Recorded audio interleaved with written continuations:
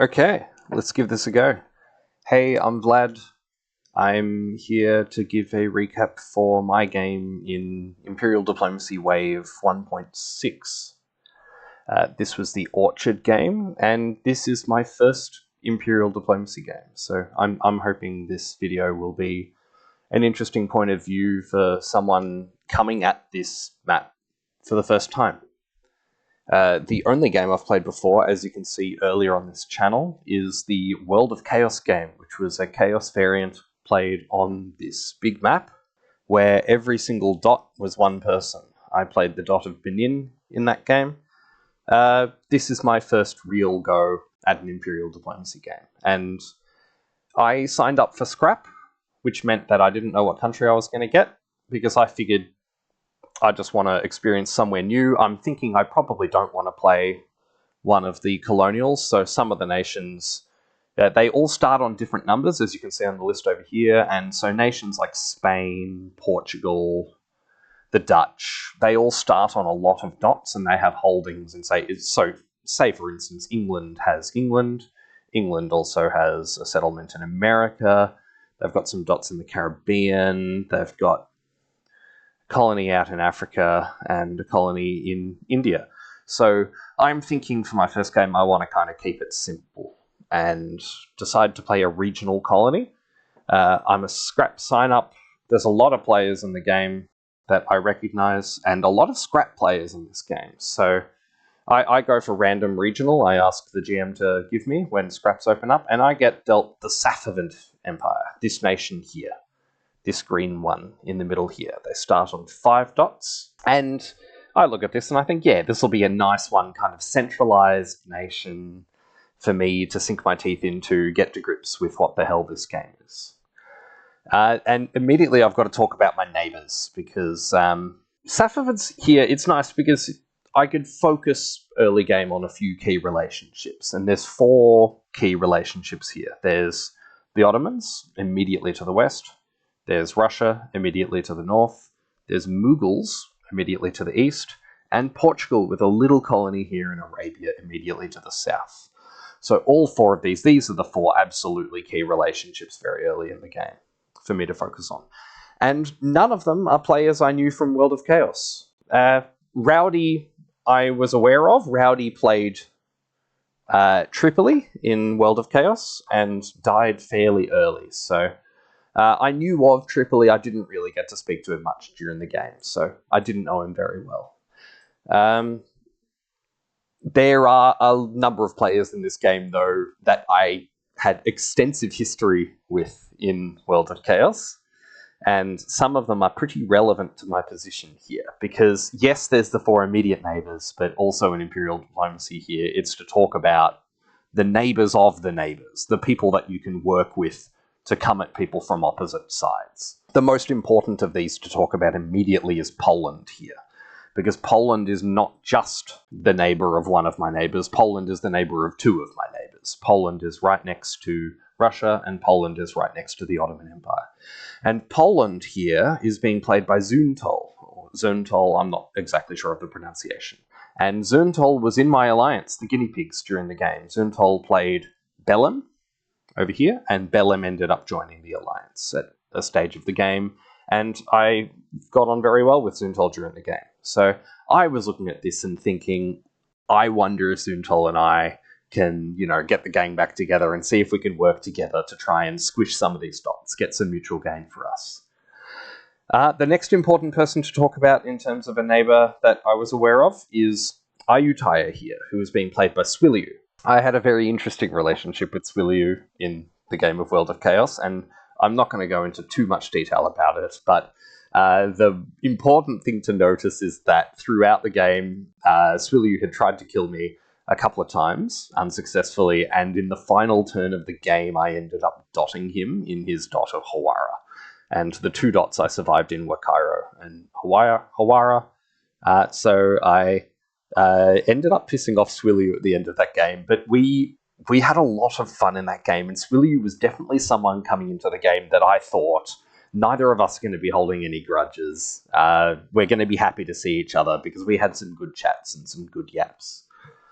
Speaking of chats and yaps, is the England player. Wien Hayek was the nation, and Soda is the name of the player who played Wien Hayek. And once again, it was a very interesting relationship whereby at certain stages of the game, because Wien Hayek down here in South America, I'm part of the African alliance that is invading South America. Zuntal joined us from Belém, and Wien Hayek here was part of the people fighting against us, but then trying to work with us, and it was back and forth a lot, but we had a lot of arguments and a lot of beef throughout the middle of the game, which interestingly turned into a lot of friendship and mutual undermining of other people, particularly Tasmika in Mali, towards the end of the game. Oh yeah, by the way, the map's different. There's a few changes here. Mali doesn't exist anymore. It's Gene. There's a few changes. So the 1.6 map is slightly different to the map that anyone who watched my World of Chaos video will see. Other neighbors that I knew of coming into the game, or people relevant to my position, Abyssinian was being played by Quexit. Quexit was playing St. Louis, and St. Louis was in the big Western Death Star Alliance over here. I was Benin, so we were pretty close by.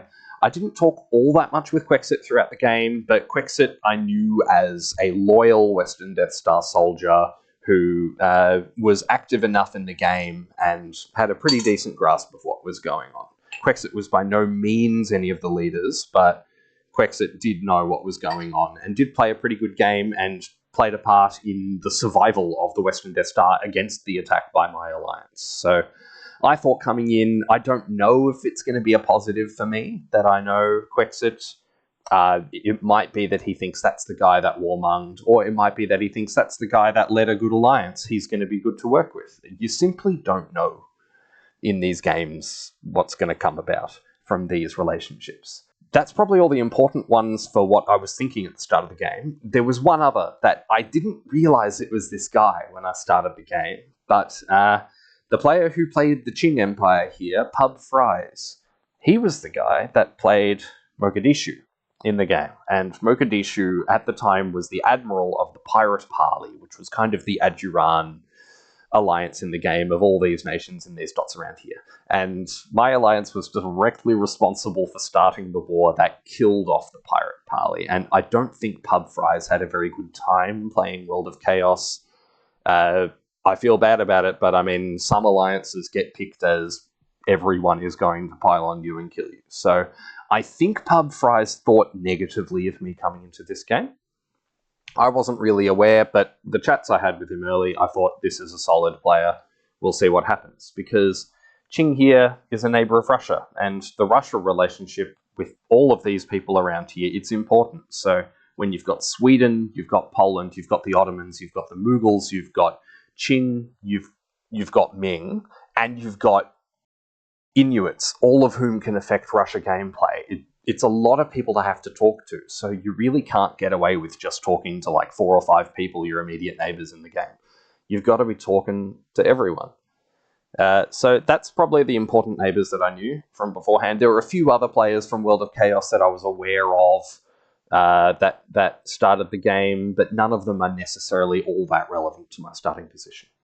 So I'm going to talk about what I made of Safavid coming in, because when there's past games and there's metas established and everything, and you're a new player coming in, you have to kind of learn a little bit of what normally happens here. What I decided on, and I chatted with a few of my spectators. I had a lovely bunch of spectators in this game, so thank you to them for all the advice and support and yapping and criticism and all of the fun that we had throughout the game.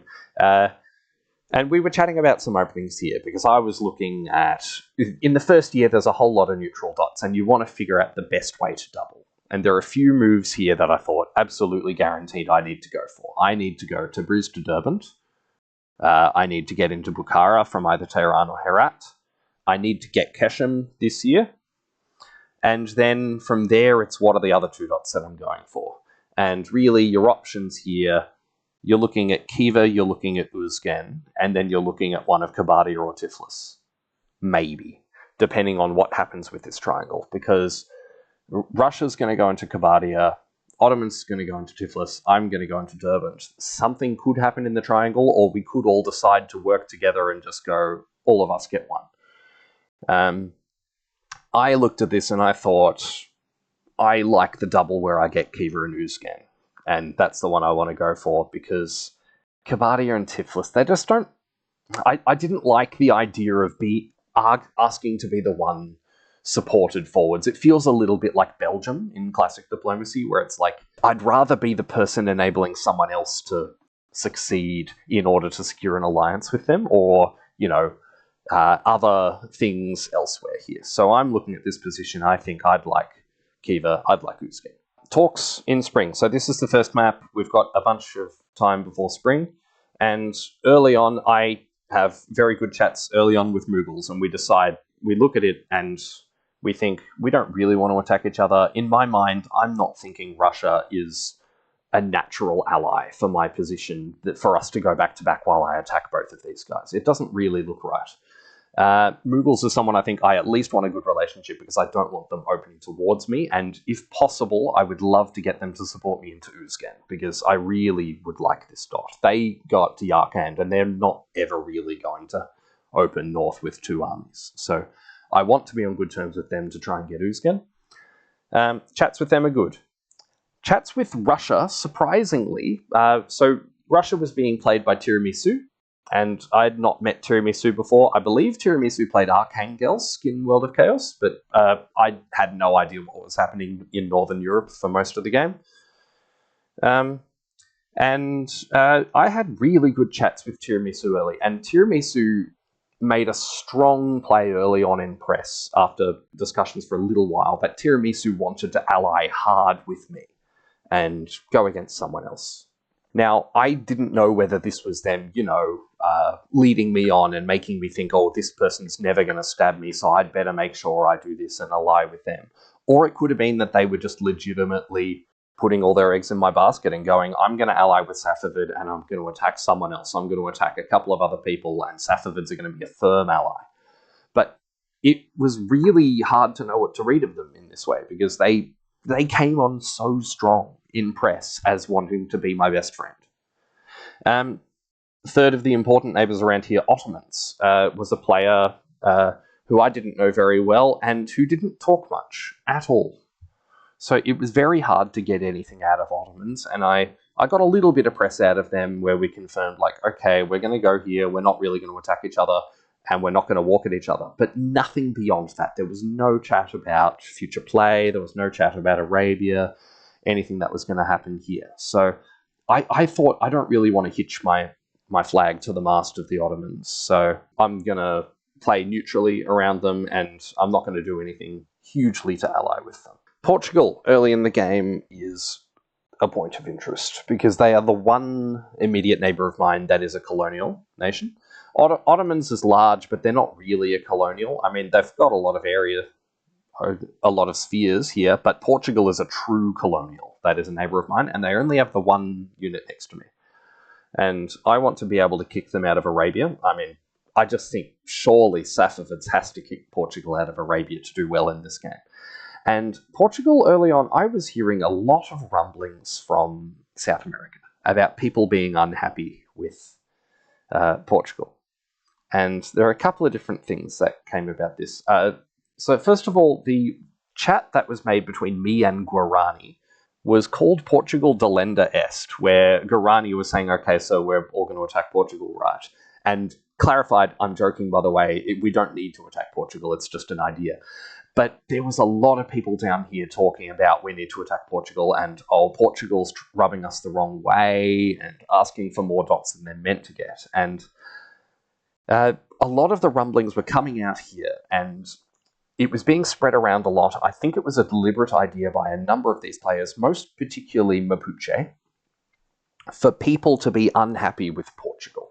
And they kept trying to talk to me, and particularly there was one moment of interest with Mapuche and I, was that Mapuche started telling a bunch of people that I was unhappy with Portugal.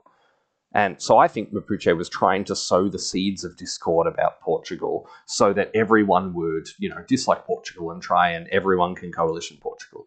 I don't mind this, but I also don't want to be seen trashing Portugal. And so I think it was Guarani asked me and said, hey, so I hear you don't like Portugal at all. And I'm like, what?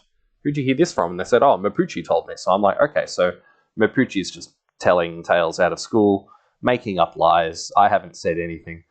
And so I called Mapuche out for that, but at the same time, it becomes clear that Mapuche is the one that's instigating the anti-Portugal sentiment. So I tried to turn this into, well, in that case, Portugal, you're not getting on with a lot of people. You're not getting on very well with England early, is what I'm hearing. You're not getting on well in South America at all. And so you might need a friend in this game. So I'm trying to sow a few seeds with Portugal here about, like, okay, so don't commit too hard in my area because you'll need your armies. I'm hearing rumors about you in South America, so you need to build all your armies down there. That's what I'm thinking, because in this game I'm thinking I'd love to kick them out of Arabia and have Mughals help to do so, because we want to kick them out of India as well and just get Portugal to focus, South Africa, Brazil, Europe, all those areas. So we're thinking year 1, and I decide I want to open up towards Khiva and Uzgen, and I'm feeling pretty good about my neighbours here. I agree a bounce in the Strait of Hormuz with Portugal, because I think you don't really want them moving into the strait when you move to Keshem, because then you've got a guess between Rustak, Keshem, and Bandar Abbas. It just gets nasty. So both of you bouncing and then moving into your dot that you take in the fall is much nicer. Let's go to the first moves. We'll stop wasting time. And here you can see a couple of nice things here, because I don't want Russia to open to Baiuli and threaten Khiva. And I tell Russia, Uzgen is really what I want to go for, and you look like you really want to work with me, so I think I need Uzgen if we're going to work together. So I open into Turkmenistan, I open into Bukhara, which is nice. I backfill into Herat because I'm looking to backfill into Bukhara when Bukhara moves to Uzgen. Everything pretty normal here. Nice little bounce here. We've got a couple of important things to look at from people in their openings. First of all, Russia opens north. And I didn't know this was coming, but Russia had been saying they wanted to be my best friend, and I thought, I don't know who they're going to attack. And Russia decided to open up north like this and move up towards Spitsbergen, but also move north into Arkhangelsk. And this is really interesting because they've moved into Bakhchisaray's shore. Astrakhan's moved south, which I love. I didn't want them going to Baiuli at all. And it means there'd been a little bit of chatter. I'd been trying to offer them support into Tiflis, because I really wanted Uzgen. So I was going, if you support me into Uzgen, I'm going to support you into Tiflis, and we can start an attack on the Ottomans. Because Ottomans weren't talking very much, and I thought they're going to be the easy pickings. So if I can get Russia down here, and particularly convince Russia to build a fleet in Kharkov, I'm going to be well positioned whether or not I'm working with Russia or with Ottomans. So I was saying, yeah, come in and I'll support you into Tiflis, and then you can backfill into Kabardia. With the move up to Arkhangelsk, Russia is not in position to backfill Kabardia. So at this stage, it looks like maybe I'm not going to be supporting them into Tiflis. And I think, well, if I don't have to piss off Ottomans, that probably works for me as well. I love this opening from Russia. This is really nice. This is not the only thing Russia does that is in my favor, because Russia also opens to Zaysan and Karakorum, and they put 2 on Turfan. They totally don't do anything about going for Yakutsk at all, which is one of their pre-cores. So interesting opening from Russia, because they basically said to Ming here, I'm going to be putting on 2 on Turfan, and I'm going to be going for Turfan. So you should not go for Turfan. You should go for Jining.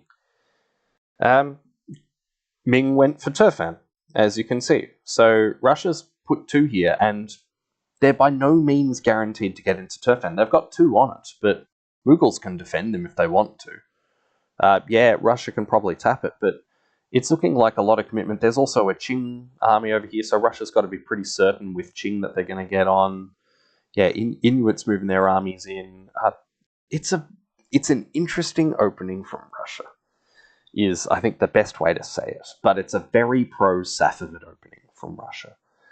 They move up towards Sweden, which is they're committing on the table pretty early what they want to do. Another thing from this first turn to note is the Ottoman opening here. They weren't talking very much. They do a lot of standard things, but Salonika and Naples bounce in the Ionian Sea, and Tunis moves to Algerian Basin, which is very anti-Spain. And Sicily is not going to be taken in the first year, so Ottomans aren't going to get Sicily, which is a pretty natural year 1 take for them. They can get bounced out of Sardinia. They're not looking very good for taking what they want to get, because Spain's you know, they've opened out in this way. France is going to get Kos or Florence or whatever. Some stuff's going on. So Ottomans aren't looking all that good, and they're going to stall a little bit. They're coming down for Sana'a, they're coming down for Riyadh, they're coming down for Timbuktu. So it's not too weird, but just they're stalling a little bit here, and this informs what's going to go on soon, because this is a result of this first turn. So this is the clean map before fall moves, and I look at this and I think this is really nice. I'm promised support into Uzgen from Turkestan. I'd been talking to Mughals, and I was saying we need to control Russia because what the hell is Russia doing in Zaysan? They're putting 2 on you, and I'm trying to tell Mughals, like, Russia's threatening you, you need to help me. Support me into Uzgen. And Mughal says, well, actually, no, I'm going to support Ming to hold in Turfan, and Ming's going to support me to hold in Yarkand, and we're going to survive against Russia there. But what's good is that this means I've got Uzgen pretty, like, uncontested. Russia's clearly going to try and do something around here.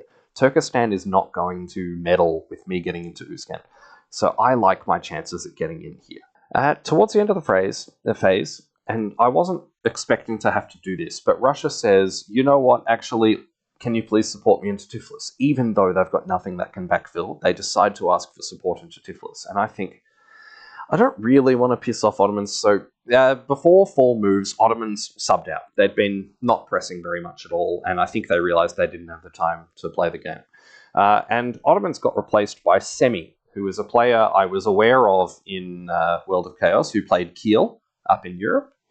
And I was aware that they were a pretty solid player at the game. So I knew immediately there was more press, it was better press. And we'd started talking about the game, you know, and they were saying, oh, well, with Portugal, the 2 of us can work together to kick them out. I'll get Rustak and you get Muscat and all this kind of thing. And I'm thinking, okay, I've got a player here that I can start dealing with. And Russia requests that I support them into Tiflis. I don't love this. I'm making an enemy that I don't really want to make, but no, I'd really like to get into Uzgen, so I say, yes, I'm going to support you into Tiflis. And I know that Russia's going up here, so I think that Russia is someone that they've really, really made a very big play that I am their best friend, and their moves are showing that they mean it. So I would be crazy not to try and take advantage of that, whether or not I end up working with Russia.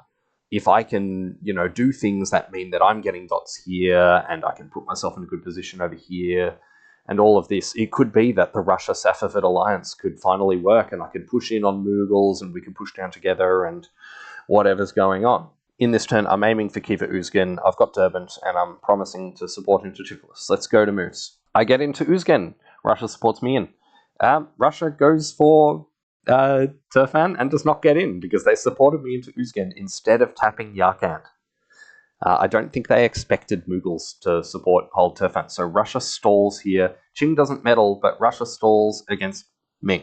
I support Russia into Tiflis, and Semi is not happy. And this is what I didn't like about it, is that Semi has 2 places really to retreat that are going to cause problems for people. It's either Shapsug to go for Kharkov and Kabardia, or it's Sunik to go to Derbent and Tabriz. And Sunik is just a better tile to occupy, and Semi told me immediately, oh, I'm retreating to Sunik here.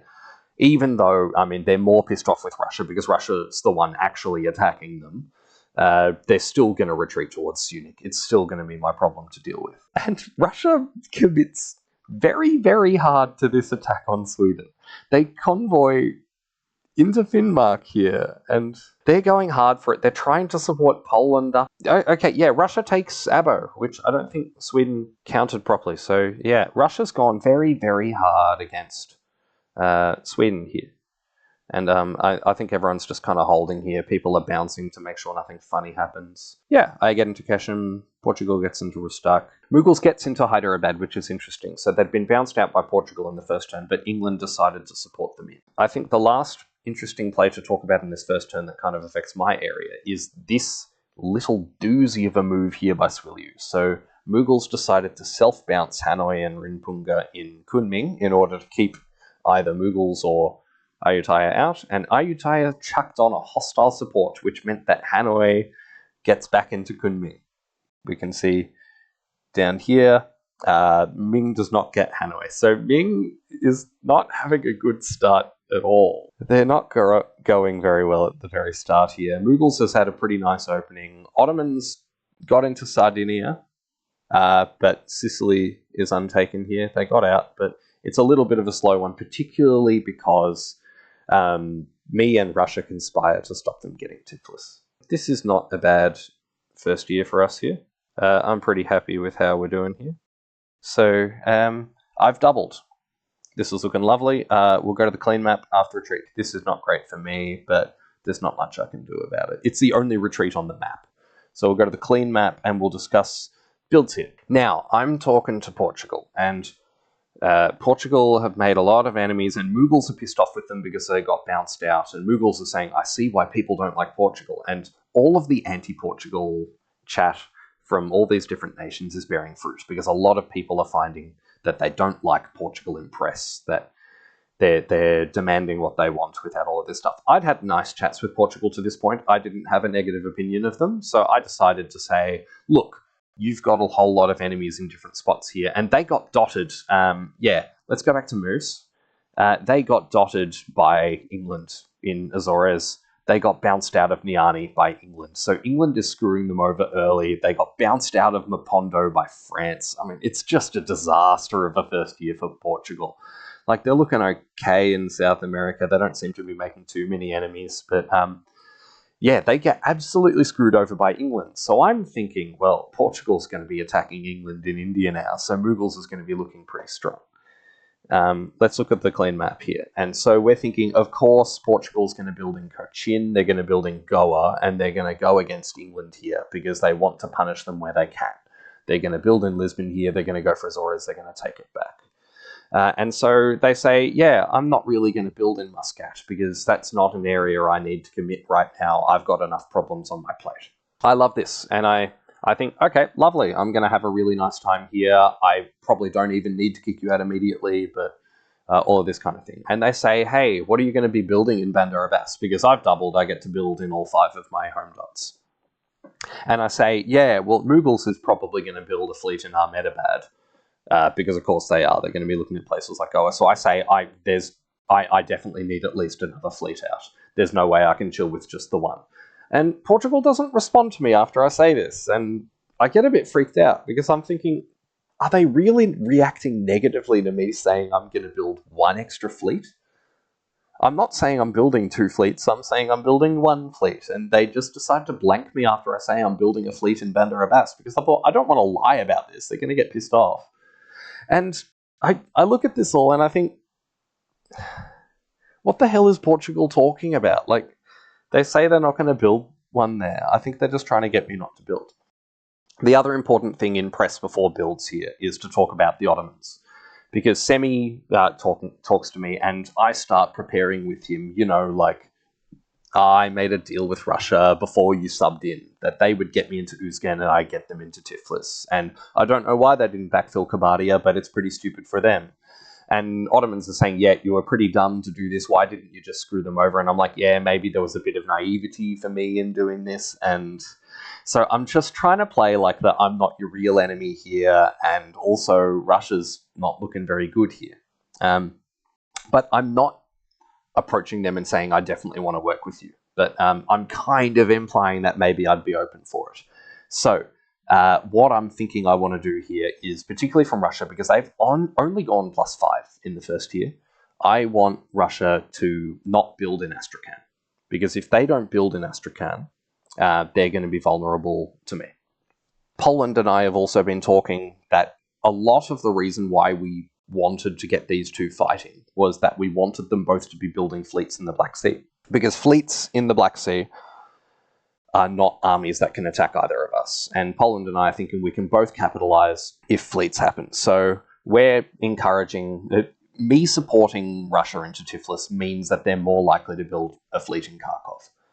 And I really want them to build a fleet in Kharkov because it'll be going for Ottomans and it can't possibly go for me. And it also can't defend Kabardia and Astrakhan.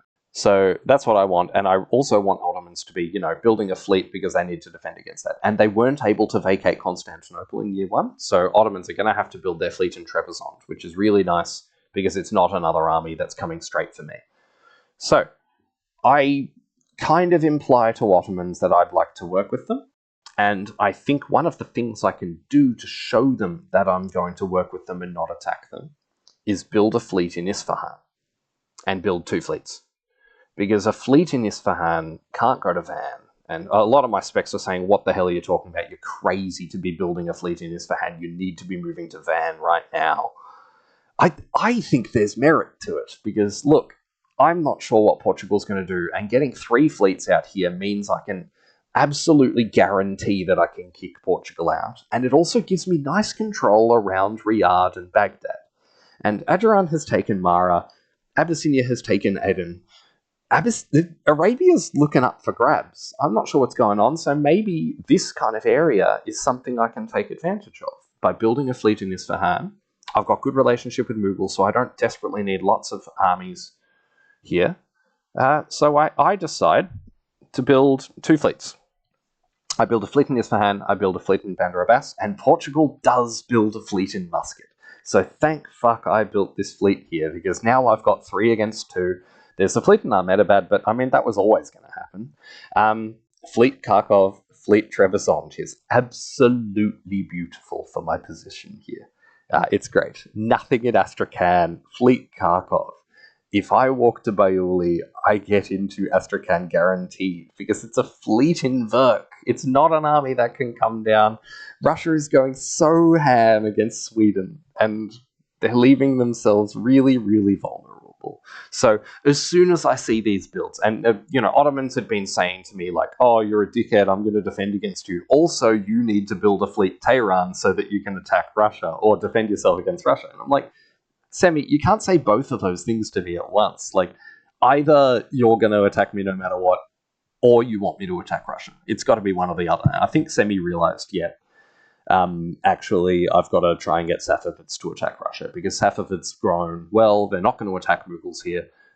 Let's see if we can get that happening. And they're not happy that I haven't built a fleet in Tehran. But an army's just better, because I need to be looking at this area, and particularly if Russia doesn't know I'm attacking them, they're not moving an army down into Kabardia. I can just walk into Kabardia, is what I'm thinking. So armies here, along the line, and then fleets down here. And I say to them, look, if I was going to attack you, I mean, an army in Tehran is less threatening to you than an army in Isfahan, because Van can be walked to from Isfahan. So I think I put on the mustard pretty heavy here in convincing Ottomans that, in fact, I was going to work with them here. And they were saying, yeah, all the things you're saying sound good, but there's one big problem here, and it's that you stopped me getting Tiflis, and now I'm stalled. And I'm like, yeah, I get it, and I feel bad about it and everything. I don't feel that bad about it. I managed to get a fleet in Kharkov and a fleet in Trebizond. It worked out pretty nice for me. So I'm looking here, and I'm thinking, the stab on Russia is on, because I can support myself into Turkestan. There's no army in Verk that can support it. I can fully just support myself into Turkestan. I can do that in the fall, because walking into Bayuli right now means I can get into Astrakhan guaranteed. I can walk into Kabardia, and so the plan is to stab Russia. And we'll go to the moves, because there's no point not, because I can talk about the tactics with the move board. That's a clean board before moves. Now here, this is the interesting part of this move, is that Ottomans were saying, yeah, I'm going to work with you here, but I need some guarantee that I get dots even if you screw me over. So the idea is they're going to get supported into Tiflis in the fall and knocked out in order to get a dot of Russia. And I am, I'm incentivized to support them into Tiflis, because if they don't get into Tiflis, then they get Derbent, and I lose a dot. So, of course, from Kabardia, I need to support them into Tiflis. So that's the idea behind this. Ottomans is not dotting me here. I was still worried that Ottomans might attack me, because, I've just stabbed them and everything. And so I leave a few things here. I move into Isfahan with the army here, as kind of a defensive measure here, but also with some ideas about some convoys here. I wasn't sure Ottomans would work with me here. Ottomans do work with me here, and they cover themselves. They bounce Russia in Azov, which is lovely, because Russia is in no position to defend Tiflis in the fall. I've gotten into Bayuli. I've gotten into Khiva for free. I bounce with Portugal here in the straight, so a lot of things are looking really nice for me because I've gotten into here. So in the fall, I guarantee, as long as Ottomans plays nice, I guarantee either Rustak or the Strait of Hormuz. And if I get into the straight, I'm getting Rustak in the spring of next year. So looking good against here. Mughals is moving away from me, and Russia is moving east as well, because poor Ming is just having not a great game. Ming is getting screwed. Abyssinia stabs Ottomans, importantly. So Ottomans are even more incentivized not to make an enemy of me, which is lovely. They have some bounces with Austria. Things aren't lovely up here, but Abyssinia stabs them, and they're not very happy with this. They even the move to Khan and Bornu to try and put some pressure on Agates. Mughals move out of Yarkant, and I had told them, I didn't tell them outright I'm stabbing Russia right now, but I did say I would not do a move set that leaves Yarkand vulnerable. And Mughals moved out of Yarkant. I get that they're trying to put pressure on Ming down here and try and put as much pressure on dots as possible, but Russia has 2 here, and they can easily attack Yarkand. So I say to them, after I do this, the cat's out of the bag, I say, okay, cover Yarkand in the fall, because I'm taking Turkestan, and Russia can just straight up retreat. We'll go to the clean board to look at things. Are there any retreats that really matter here? No, not really. So I'm in Kabardia, Ottomans in Derbent, and Russia's in Tiflis, which is not the way this triangle's meant to work. We've all kind of shifted around one in the circle, but yeah. Russia's stalling up a little bit here. They still haven't taken Spitsbergen. I mean, they're not doing good things, and Russia had subbed out by this point, so it was no longer the player Tiramisu who I was mind controlling. It was their replacement Minecart.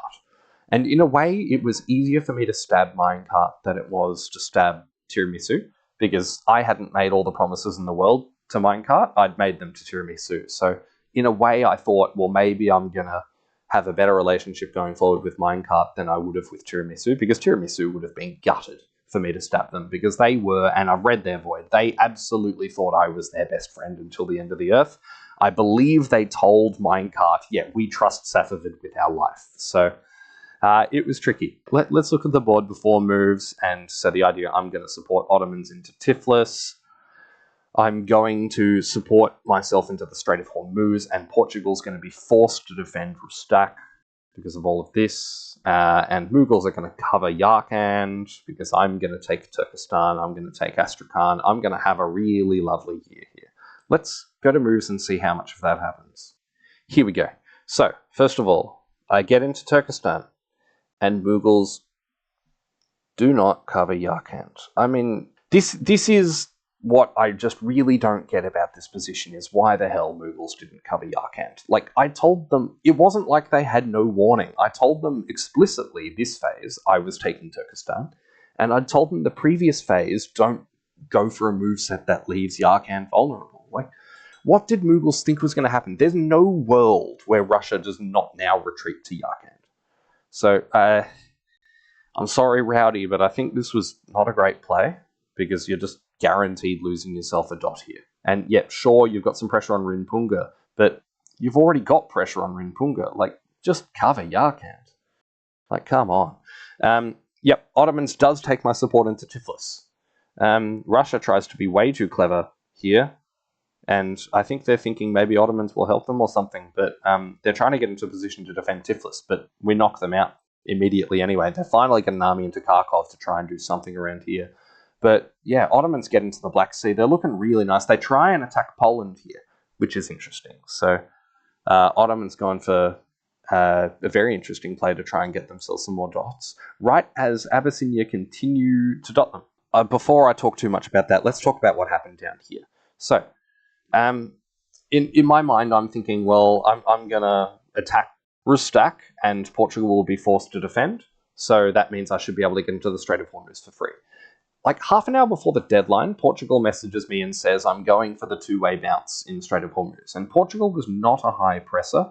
They messaged every so often. And when I saw this, I thought, I kind of believe them. And that means I get into Rustak, but should I be convoying in, or what should I be doing? And so I decide, yeah, I'm actually going to attack Rustak, and yeah, I get into Rustak because Portugal don't defend themselves. So Persian Gulf gets into Rustak, and I couldn't believe that I was able to do this. So I've gone +1 in Rustak, I've gone +2 in getting Kabardia, +3 in Astrakhan, +4 in Turkestan, and we've had a +4 year 2. So really nice turn from me here, and Russia's still not defending themselves very well. Verk is a little vulnerable, but they can build there, so it's not all that bad. Yeah, there's India is such a mess at this point. Okay, other important thing to note here is Adjuran stabbing Abyssinia, and both Congo and Adjuran go in on Abyssinia at the same time. So Abyssinia is really struggling.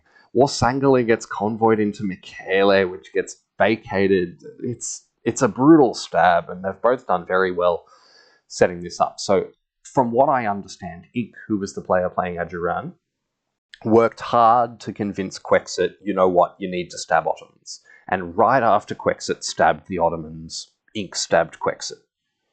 And this is pretty brutal. So, yeah, they get an army into Mara, which is going to piss off the Ottomans. They get an army into Mekele, which is going to piss off Abyssinia. So Adjuran growing quite nicely here. They also attack Portugal. They take Burundi. So they dot France in Réunion. So a very nice year from Ink here. Funny things happening down here. None of them really matter to me because I'm getting stacks. So Portugal's a bit screwed here. So a +4 year from me. And it's looking really quite nice. There's a few retreats to go. Russia could retreat to Sunik, but they're going to retreat to Yarkand is the really important one here, and they're going to dot Mughals, and it's Rowdy's fault. There's no other way to say it here. They're not going to retreat to Verk because they can build in Verk. So, I mean, this was so preventable, and a Russia in Yarkand is not good for me because Yarkand can move to Hisar or Gore, and it really is so annoying. So we'll go to retreats. Fleet here is blown up. Army here gets blown up, which is nice, so no Russian army in Sunik for me to worry about. But Russia does get into Yarkand, and we'll have a look at the scores at this point. So at this point, England's done quite well, Dutch have done quite well, Poland have done quite well, and then the three regionals that have had a nice start here. Adjuran, who I've talked about their stab, me, I've talked about my stab, and Ayutthaya here are going pretty well. They're doing well down here. They dotted England in Masulipat. Now, this was a very funny move, this one here. They just dotted England for seemingly no reason, but they take a dot off England. It's nice because a few people were just, Portugal was still working with England in India, right? And I pointed out that England dotted Portugal in the first year, and just a whole lot of people are working with England here.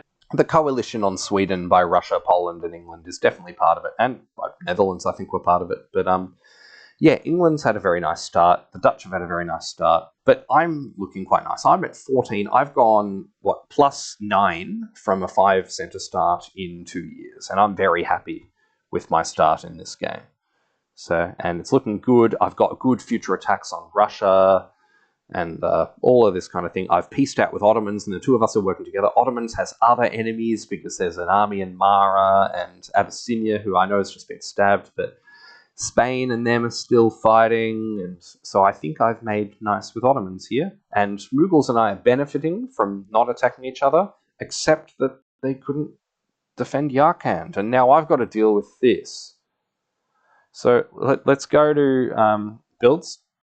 And I build another fleet in Isfahan here, and this is because I really want to cement my control around here. And I'm kicking Portugal out of here, but I say, look, Adjuran's come into Mara, so Ottomans, I'm not attacking you by building a fleet here, and an army would be just as bad here, so I need to get this fleet out, and this helps me solidify my position against Adjuran as well, which is really nice. There is an army build in Verk, so I don't get to walk in for free, but yeah. I get some nice builds down. There's nothing in Ahmedabad, which is lovely for me to see because Mughals, they've got a build in Kabul here. We should talk about this. So at this point here's the clean map before spring moves for year 3. And Mughals and I, we're talking together. We're like, hey, we're really good friends, so that we need to kick Russia out of Yarkand. But we need to do so without them being able to retreat towards us and causing chaos. Because if they retreat to Hisar, I'm fucked. So I go, well, I need to move Harati to Hisar. And I really take a leap of faith here in trusting Mughals. And we agree that Mughals can come into Gore Gore, they can move into Kabul, and then from Gore, they can move into Yarkand, which means that Herat is open. So I'm kind of trusting them here with doing this. I, of course, in this position, want to keep moving on Russia, and I want to kick Portugal out of Muscat, and then I want to see either I might re-stab Ottomans down here in Arabia, I might attack Ajuran down here, I don't know, maybe I'm going to start swinging over towards Mughals. But the one reason I don't really want to swing down towards Mughals at this point is I want them to be a bastion against England. And England are looking strong. They're not looking all, like, conquering, but at the same time, Mughals keeping them busy just, keeps a little bit of pressure on them. So I don't think attacking Mughals is a smart idea at this point, particularly with Russia retreating into Yarkand. That using them to attack Yarkand and everything means they're not going to focus on me, and it means I can keep attacking Russia. So that's what I'm thinking coming into the next turn. So I move into Hisar. This is all as planned here. Russia moves out of Yarkand and back towards Balkhash, which is a very interesting move here. And we need to talk about a few things. So first of all, I get into Kharkov, and this is juicy. This was a really nice plan between Ottomans and I, where Ottomans had convinced Russia that they were going to attack Kabardia, and they were going to take it off me because they were oh so pissed off with me because of everything I'd done this game. And what we wanted was, we didn't want Kharkov to cover Bakhchisarai, because we wanted Ottomans to get into Bakhchisarai, because getting into Bakhchisarai for Ottomans is good, not only attacking Russia, but also against rushing Poland. And Poland are one of the top couple of nations on the board, so it's a good position for us to be in. So I get into Kharkov here. I'm not able to do anything against Verk, which is really annoying, because I have to hold firm because of this fucking army in Yarkand, which moves out. But this army in Turfan gets dislodged and can retreat to Yarkand, and I move to the Strait. Yeah, we need to look at the position with retreats, because if Russia retreats Turfan to Yarkand and Russia retreats Kharkov to Kazan, they can take Turkestan by force. And this really sucks for my position, because what can happen is that Kazan can tap Bayuli, and then Russia has 3 on Turkestan, and Yarkand can go to Turkestan with support from the other 2, and there's nothing I can do to stop it, because Mughals are going to be taking Yarkand, not me. Maybe I should have tried to say, hey, look, Russia can do this attack. Maybe I should be the one taking from Turkestan. But, I mean, that also leaves vulnerable for me, so it's not a great idea. So I really don't want Russia to do both of these retreats. And it's at this point that Poland approaches me and wants me to try and peace out with Russia so that everyone can start attacking the Ottomans. And part of the reason this Ottoman coalition was started was Ajuran.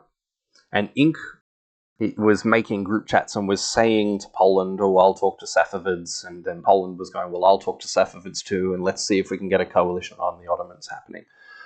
And this is, Imp was the starter of this one, and he was really, really desperate for me to go on Ottomans, but the way he wanted me to go on Ottomans was for me to support him into Riyadh. I'm going, well, no, I want Riyadh. I want to secure Muscat first, but Riyadh really, particularly, look at all this stuff there. It's on the Persian Gulf. Riyadh is a Safavid dot. It is not an Ajurani dot. And everything just seemed to be, hey, it's important that we go on Ottomans, and it's really important that everything that happens benefits the Ajuran Empire. What I'm thinking I can get out of this is, I can go for some dots here. I'm next to Baghdad. Maybe I'll be able to convince Semi to leave it open. There's some dots here if I stab them. And so Poland approaches me to see if I would be willing to peace Russia. And I'd been trying, but Russia basically said to me, like, I'm going to be inting into you all game because you stabbed the shit out of me at the start of year 2. And it's kind of fair enough. But at the same time, they needed to be looking for their options, and they seemed to think that I was just going to be attacking them all game no matter what. And I was resigned to, okay, Russia's probably going to force Turkestan, but I'm just going to keep going in on them. I'm going to take their dots. I'm going to be fighting them all game. And somehow we managed to peace out. What I said to Russia was, I know that you know that you've got this move where you can force Turkestan. If we're going to peace out, I can support you into Bakhchisarai, but that means you need to retreat to Voronezh. If I support you into Bakhchisarai, you can't attack Turkestan. Turkestan is mine. You're ceding Kharkov, because I'm not going to give Kharkov to you back in peace. and you need to not retreat to Kazan. And wouldn't you believe it, Russia retreats to Voronezh. And this was a fucking magic trick, because Russia had a guaranteed take on Turkestan, and they had, by no means was Bakhchisarai guaranteed here. This was really lovely, and so Russia starts agreeing, you know what, I'm gonna start peacing with Safavids, and it was the fact that Poland was involved was what convinced them, because otherwise they were pretty unhappy with me. But we implied very heavily to Russia that, you know, me and Poland are going to attack the Ottomans, and Ajuran's going to attack the Ottomans, and everyone's going to be attacking the Ottomans. Let's go to the clean board. I would really like to keep Kharkov. I'd like to keep Turkestan, but it's all looking pretty good for me to do that. And Mughals is going to get themselves out of Gore and into Yarkand, and that's what I really want to happen. So that's the most important thing here. I'm going to be taking Muscat. We may as well go to moves, because we can talk about the important stuff there. Okay, so I stab Ottomans, and I take Tiflis. I support Russia into Bakhchisarai, but it doesn't work because Black Sea supports Bakhchisarai, which is pretty smart of them. I wonder if they thought maybe Poland would be supported into Bakhchisarai or something, but yeah, they supported themselves, and so Russia doesn't get in. I don't mind that at all, because I don't care if Russia gets dots. I just want to be seen to be helping them. Russia bounced themselves, which is nice. I'm moving down here. I get into Tiflis, which is great. This was a misplay by me here. I decided to try and dot Baghdad, and I decided to do so in a really greedy way. I tried to convoy Isfahan into Baghdad, which, if it works, is great, because I've got an army on Trebizond. I can really spring forwards as we go forwards. But Ottomans bounced me out of Baghdad, and this is tragic. And of course, I should have been moving Persian Gulf to Baghdad and Isfahan to Khuzestan, or to Van. Why would I not be walking to Van this turn? Like, come on, Vlad. If I'm in Van this turn, it's just as good as me having the army in Baghdad, because I've got pressure on Trebizond, and if I happen to get into Baghdad with the fleet, that's great. If I bounce them out, that's good. So obviously I needed to move to Van and move to Baghdad instead of trying to convoy into Baghdad. It was greedy, and it was just a bad play. So I get into Muscat. Portugal doesn't try and defend it, because I decide to use my fleet in Rustak to support Ajuran into Riyadh. And the deal we come up with Ajuran is that I will get them into Riyadh now in order for us to be starting disbanding Ottoman troops, because I'm about to stab them. I want Ottomans to have as few builds as possible to be able to have to disband as much as possible. So I say, well, I'll support you into Riyadh now, but next year you give me Riyadh. And they say, yep, okay, let's do that, but you need to hold Riyadh with a fleet. And we agree to this in principle. And this is the idea, is I'm going to get them into Riyadh, but then next year they're going to give it back to me. Ottomans move down against Abyssinia. All sorts of shit's happening. Abyssinia is absolutely collapsing to Congo and Ajuran here. A lot of things are going on. So Mughals get into Yarkand. They don't stab me in Herat. I've left it open, and I've been rewarded for my trust. And finally, this fucking Russian army is out of Yarkand, and I can, you know, look at maybe finally moving some of these armies, because they've just been held in place because of this bullshit in Yarkand. And it was not my fault. And it's really, really just crippled my game, is the fact that I've had to sit here. Maybe I should have been attacking Mughals, I don't know, but I didn't trust Russia, and Russia was saying they were going to int into me. And finally they're doing stuff with me, they're taking my support into Bakhchisarai, but Russia is just not someone I trust in this game, because they've said they're going to int into me, I've given them reason to distrust me, and doing stuff that annoys me in this game. They get into Azov here, though, which is nice. They're threatening Trebizond. Ottomans going to retreat there. But yeah, looking nice going forwards here, but I don't get Baghdad. So I go +3, which is still not a bad year. Army in Riyadh is disbanded, which is nice. Nowhere really for them to go. And we'll go to the clean board, and we'll have a look at the scoreboard here. So I am currently coming third in the game, and I'm up to 17.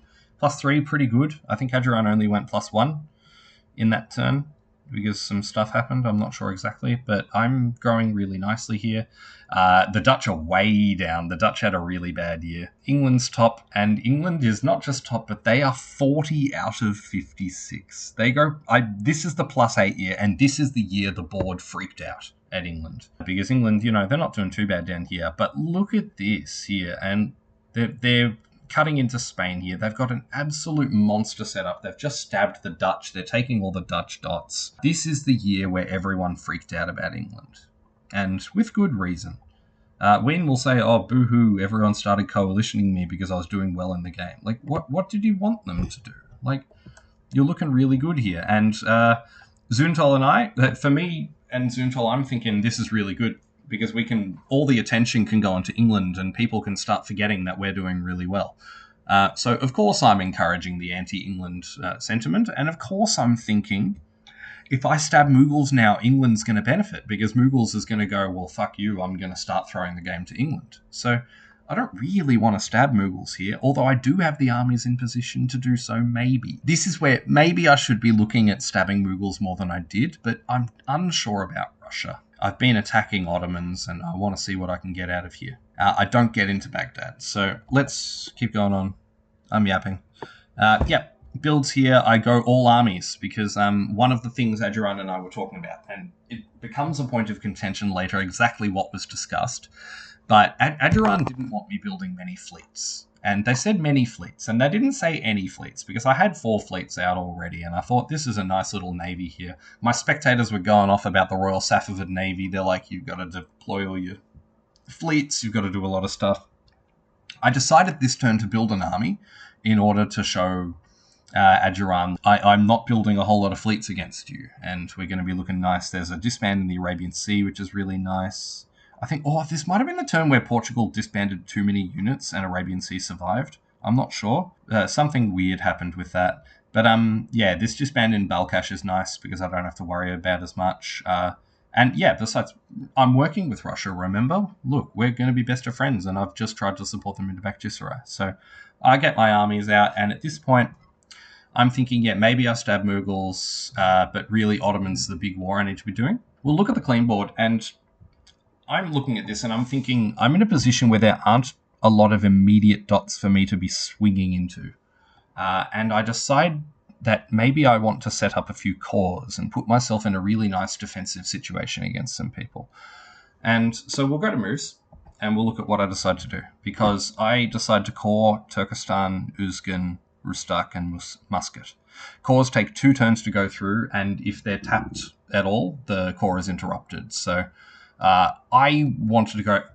Coring on the front line is risky, because if you core right next to someone's dot, they think you're going to attack them. So I decided to do a whole bunch at once to kind of say to people, like, look, I'm not going to attack you. I'm just setting up some defensive cores so that I can build better into the future.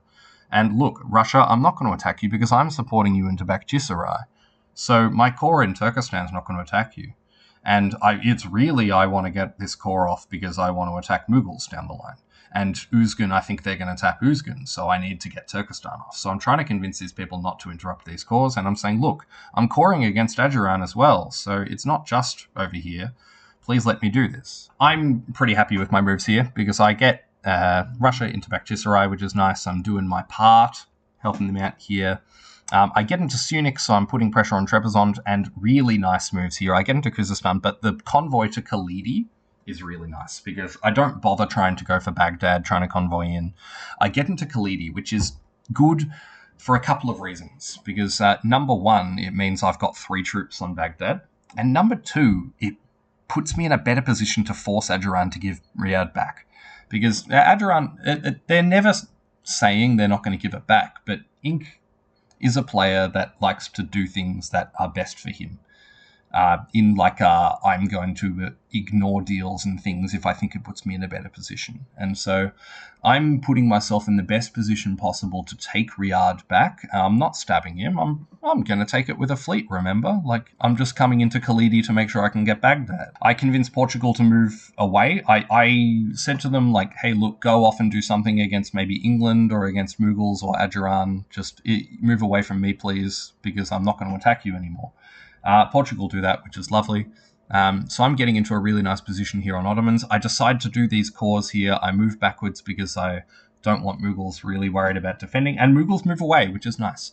Maybe this is a turn I could have stabbed Mughals. I'm not sure. That's one of the what-ifs of this game, is if I could have stabbed Mughals at this point. I'm not certain. I haven't fully analysed it. But at this point, I still don't trust Russia because they have been saying they're going to screw me over. And yes, I've got them into Bakhchisarai, but now they don't have any reason to not attack me because I've got them back into the dot that they wanted, so they can start going and attacking me again if they want. I'd really like Russia to work with me against Poland and against Ottomans here because Poland is looking big and no one's really contesting them. Poland and England are working very well together in West Africa. They're working together well in the Caribbean. Poland's doing nicely here. And so there's got to be a bit of attention placed towards stopping Poland. And also, let's look at the post-moves board with the retreats here. There's a disband in Bakhchisarai, which is nice for them. But, I mean, there's a Polish fleet in Bothnia. There's 2 Russian dots open right here because Russia's pushing fully in against England here because of the whole, the Red Panic, the Red Scare, where everyone was really worried that Wien was going to get a solo. So Russia's getting baited here by Poland, and I keep saying to Russia, like, hey, just make sure you can defend yourself against Poland here, because they've got a pretty good stab on you here. And Russia's like, oh, Poland's not going to stab me, don't worry. And we'll see how well this works out for Russia as we go forward. So looking here, importantly, because of some certain moves down here and the way that Ajuran needs to attack Ottomans, I agree with Ajuran to let them keep Riyadh for another turn, which is annoying because I mean, the thing is, I am higher on the scoreboard than them. And so they're saying, well, hey, like, it's not desperate that you need to get all your dots right now. And I need Riyadh in position to be able to attack places like Sana'a and Aden because they're attacking not just Ottomans, but also Abyssinia. So I agree to leave them Riyadh for 1 more year and say, okay, yeah, I'm going to focus on Baghdad. And then next year you need to give me Riyadh. In this position here, I can take Baghdad and I can put 2 on Trebizond. And I can't take Trebizond guaranteed without Russia's support. And so I'm saying, okay, hey, look, I've got you into Bakhchisarai. Now you can get me into Trebizond. And we're going to be even and we're going to be nice working forwards. So I'm moving that way and let's go to moves. And Russia fucks me in the ass, which is lovely. They attack Kharkov, which I did the defensive moves to defend against, which I'm happy with my move to do this. I left both of these guys defending Kharkov because I saw that Russia had 3 on Kharkov. So I'm happy I defended this. Russia attack me. Russia don't support me into Trebizond. I don't get into Trebizond. I get into Baghdad. Russia interrupts my core. And what do they get for it? Poland stabs the shit out of them. Look at this. Poland goes here. Russia guesses right with Umeya here and stops the stab going on, which is good because it slows it down a bit. But Poland's marching towards Novgorod. There's not a lot that Russia's going to be able to do here because they've attacked me. They've pissed me off right when they would need me to be friends with them. So this was a big misplay by Russia doing this. And they tried to say, oh, well, I thought you were going to attack me because of this core in Turkestan. And maybe this is something I didn't need to do.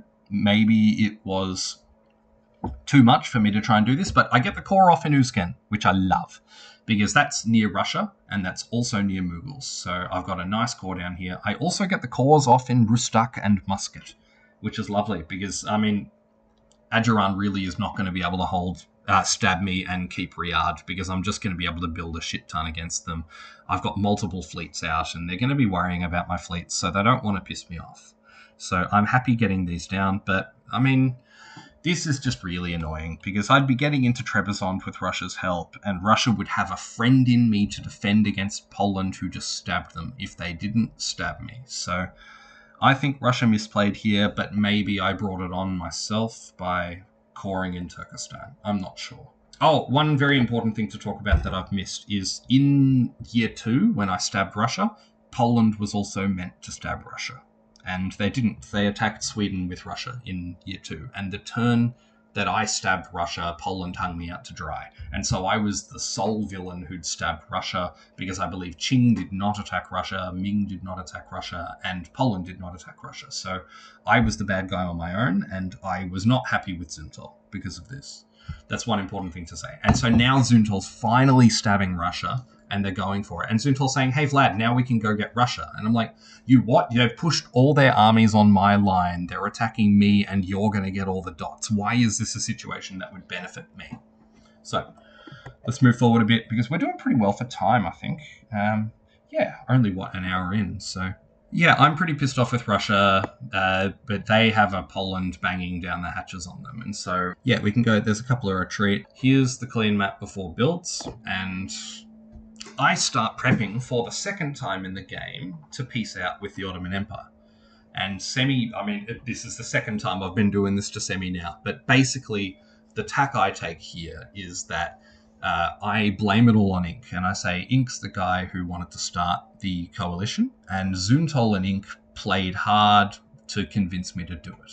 And so, yes, I stabbed you and I'm attacking you, but it was Ink that did this. And Ink wants me to move into Najd and move into Al Harajas to get them Mecca. And I basically say to Semi, like, Ink is asking for a lot more things than I should be giving him. He wants the best of everything. I would rather just take Trebizond and then peace out with you. Because I've got 4 armies on Trebizond. Semi knows the writing's on the wall. And I say I'd like to peace you after Trebizond. And I think Semi was like, oh, thank fuck.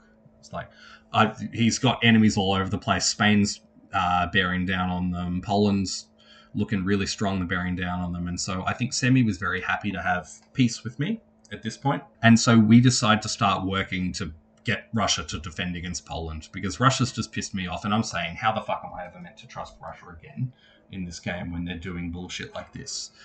And this is when people say, oh, Vlad, you should have stabbed Mughals earlier in the game. I mean, this is what Russia was doing. They kept re-stabbing me and they kept doing things and leaving themselves open to a Poland stab.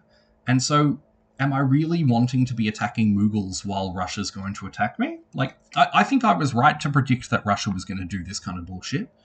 And I think it was a decent read. And I think if I'm locked in a war with Mughals right now, it's not going to go well for me, because I don't really get to peace out with Ottomans. Because when I'm friends with Mughals, Ottomans knows that I'm going to be able to dedicate everything towards them. And so I can peace with Ottomans better here, because Poland's going to be the beneficiary. Let's have a look at the dot count as well. I'm still in third, but I've only gone +1 this year. So I've stalled a little bit.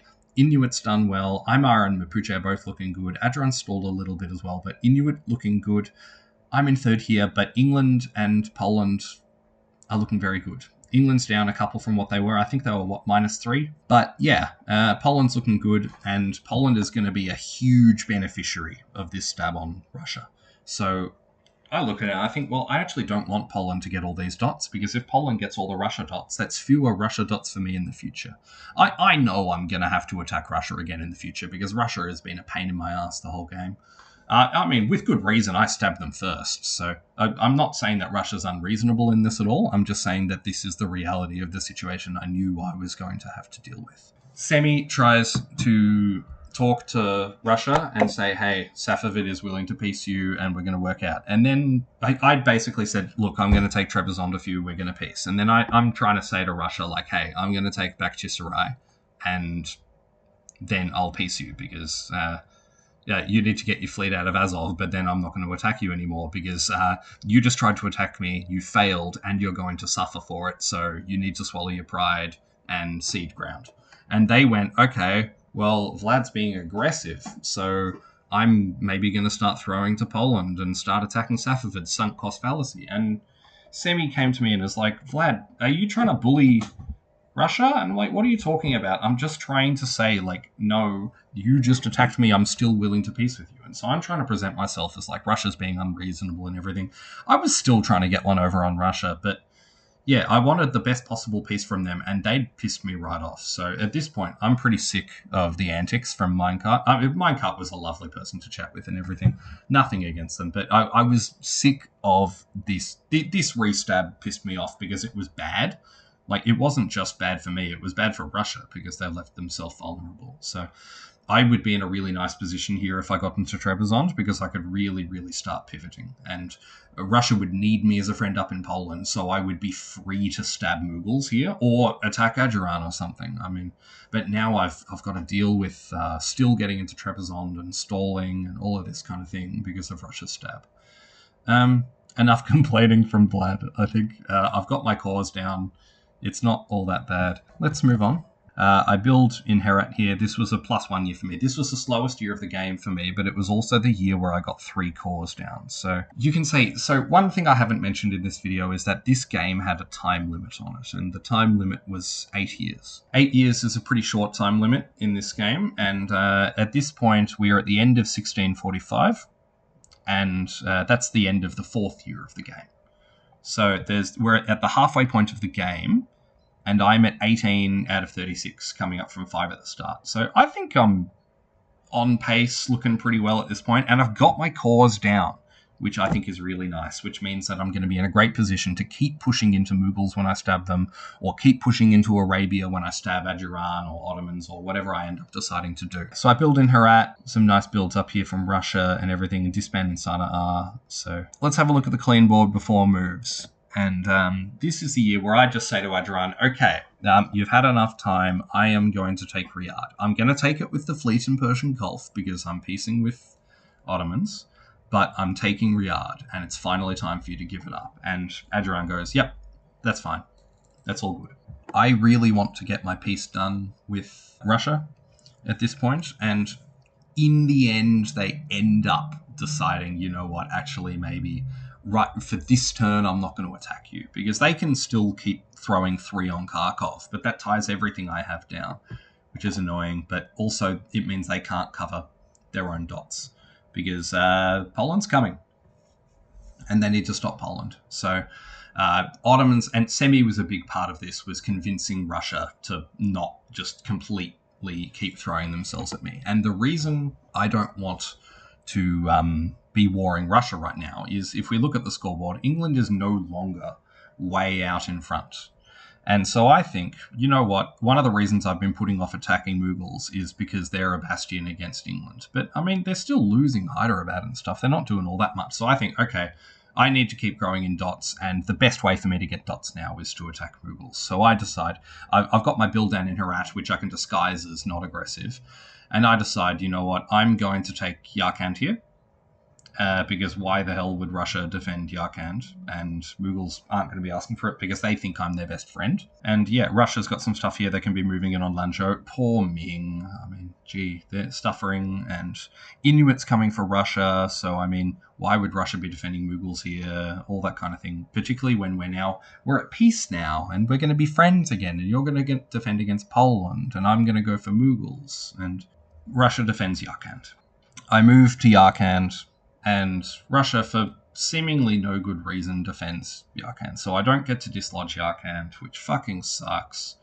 And I move into Hisangor, which is nice because I can now push in on Kabul and everything, but it's stalled. I move into Gulf of Kachia, which is nice because I'm putting pressure on Ahmedabad. And I mean, they can still cover Ahmedabad, but I get into Arabian Sea. Funnily enough, I get in with support from Laccadive Plateau because I'm telling Mughals I'm going to attack Ajuran. And I'm also telling Ajuran I'm going to attack Mughals. So to both of them, I say, yes, I'm going to go to the Arabian Sea. So this is not seen as a stab by anyone, but Mughals obviously knows I'm stabbing them with all these moves. And England, they do some funny stuff, and yeah, I think they know Hyderabad's lost, but they're going to do some stuff and get these dots off Portugal and force them in and stuff. I take Trebizond, which is nice, and it's after this point that Semi and I have said, you know what, we're actually not going to attack each other. I took a huge risk this turn, and that was that I decided to trust that Russia wasn't going to attack me, because Russia could have, for the second turn in a row, attacked 3 on Kharkov. But I really wanted, I'm about to stab Mughals. I want an army in Bayuli that can defend Turkestan. Because, there's some funny retreats that can happen here. I don't still really trust Russia fully to not work with Mughals against me in the future. So I really want an army in Bayuli, and Derbent is doing nothing. So this was a really nice little rotate here. I got Astrakhan to Bayuli, Kabardia to Astrakhan, Derbent to Kabardia. I've still got 3 that can defend Kharkov from any future attacks. I get a nice little rotate off, and I told Russia straight up, I'm support holding Kharkov. I did this, and I said, hey, you can look, if I'd moved to Kazan, I'd be attacking you, but I moved to Bayuli, that's just defensive. And they said, yeah, okay, that's fine. That's not a huge move against that. And I also say to them, like, hey, I'm not happy about this. They admitted to me later in the game that the reason they did this support was because they wanted to take Yarkand for themselves, which, of course they did. Like, they've got 2 on Yarkand as well. It's not just me. So they did this. It slowed my attack, which was annoying. I get into Riyadh, which is nice, particularly because Ajuran get bounced out. So it was important. Now, I look at this and I'm saying to Ajuran, like, hey, why are you leaving 2 armies on Riyadh? Like, you could have gotten into Sana'a with the army, because what's Kathiri doing? And they're like, oh, no, it's just worse, like, from here I can force the fleet into Tadura. They could have done that from Sana'a as well. I guess, like, it's okay, but yeah, I would have preferred to have seen the army in Sana'a here. But yeah, it doesn't matter all that much. I get into Riyadh, I get into Arabian Sea. It's a pretty good move from me. And one of the things that I start talking with Adjuran about is that they need to convoy an army out of Arabia. And they keep saying, yeah, it's really clear. This is the turn that, so the turn that I stab Mughals is the turn of two other very important stabs. The first of them is Adjuran stabbing Congo. And they'd been back-to-back, they'd been very safe. And Congo was attacking Netherlands, and I know Netherlands were not very happy about that at all. But Adjuran stabbed the shit out of Congo, and Portugal hits them at the same time. So big stab by Adjuran, lots of dots coming their way. So Adjuran's going to start growing a lot, and I'm trying to make it clear to them, like, hey, you've just made a huge, big enemy. You need to convoy out of Arabia because Ottomans still hate you, Congo hate you. You don't want Safavid to hate you as well. And I'm just stabbing Mughals. So Adjuran and I, it was really nice that we did these in the same turn because it showed each other that we had enemies that we were going to pursue in opposite directions to each other. So we were going, okay, no, once we sort this all out, we're not going to attack each other and both of us can keep growing. The other important stab that happened this phase was Aymara stabbing Mapuche. Because if we look at the scoreboard before the phase, they're both doing exactly as well as each other. They're 4-dot starters who are at 15. Right after this, Aymara is growing like crazy and Mapuche is absolutely fucked. So 3 big stabs all in the one turn. Also, Ayutthaya stabs Mughals. So not a great turn for Mughals here because Ayutthaya keeps going at them. A lot of stabs in the one turn that go a long way to determining what happens for the rest of this game. Ottomans keeps attacking Poland with Russia, which is really nice. So Poland, a little bit of pressure on them now because Russia's finally moving against them. And things are starting to look pretty good for Vlad. Let's keep moving. Few retreats here, and I try to get Adjuran to retreat to Najd so that they can start threatening Mecca, all that kind of thing. They decide to retreat to Mara, which is fair enough because I've just gotten into the Arabian Sea. I think they just want to make sure they're protected, but I don't love these two armies on Riyadh. And they keep saying, yeah, well, I need to kill Abyssinia, so I'm going to be convoying one of these armies into Abyssinia. And I'll believe it when I see it. So that's retreats. Here's the clean board before moves. I've got 4 on Yarkand, so I'm pretty much guaranteed to take it unless Russia really screws me over here. But Russia's, they put on 1 support hold. They're not going to be putting on, 2 and tapping me in Turkestan. I mean, that would just be ridiculous for them. So I look at this and I decide to be a little bit greedy and attack Yarkand from Uzgen so that I can build in Uzgen, which I've managed to core. That's my plan here, and my plan with Russia is I'm going to support them into Voronezh, which is nice. We may as well go to moves. Yeah, so let's look at this. And because Poland keeps saying, hey, you're going to go against Russia, right? And we're going to take them down together. And we do this. So Russia does these moves to Zaporozhye and backfilling Bakhchisarai, which means that because they move to Bryansk as well, Poland's army is blown up. So the Voronezh army is blown up, which slows down the Poland attack because, yep, they've got a lot of armies, but if they're not on the front line, what can they do? But Poland's making progress against Russia, but this is just our way of pushing back, and Zuntal was really pissed off with me about this because he was like, what are you doing? You could have been getting dots here, and instead you're attacking me. And I'm like, well, I mean, in the previous chat, it's important to note there was a chat with Poland where I said, so if we're attacking Russia together, what's the dot split here? And he was like, well, I'm going to be going for Novgorod, Moscow, Arkhangelsk. And then, yeah, hey, you can get Verk and maybe Bakhchisarai. And I'm like, you're getting 5 dots, I'm getting 2. This doesn't look good for me at all. Why would I be part of this? And he's like, well, you don't have to go in now. I'm just saying that if you do, I'm going for these dots and you can go for the other ones. And so for him to then turn around and be surprised that I did this is pretty funny for me because, I mean, I was not getting a good deal out of it. Yeah, sure, maybe I get Bakhchisarai a little bit earlier, but it's always going to be really difficult for me to hold. And, I can take Verk whenever the fuck I want. So why not slow down Poland when they're at the top of the board? And I'm making friends with England by attacking Mughals here. Yeah, let's have a look at some of these moves now. I hold my Riyadh. These armies don't convoy out, which is fine. There's not really fleets in place to do it yet. But I get into Lakshadweep, which is really nice because yeah, Mughals has to cover Ahmedabad. They decide to do it in this way because they also need to cover Sasaram against Ayutthaya. So the fact that both of us, Swilliu and I, went in at the same time, Swilliu had been asking me for ages to attack Mughals. And finally I did, and so I think Swilliu was pretty happy that finally I did this. So it was nice. I was able to get some advantage because Mughals still needed to cover themselves against that. So it's these joint attacks that start meaning that both of us are looking all right on the board. I know Ayutthaya is not too high at this point, but certainly I'm benefiting from this. We blow up this army in Voronezh. I get into Yarkand and there's no fuckery going on. Mughals cover Kabul, which is really good because they can't build in Kabul if they get plus anything this turn, which they're unlikely to because they're losing places like Parmo.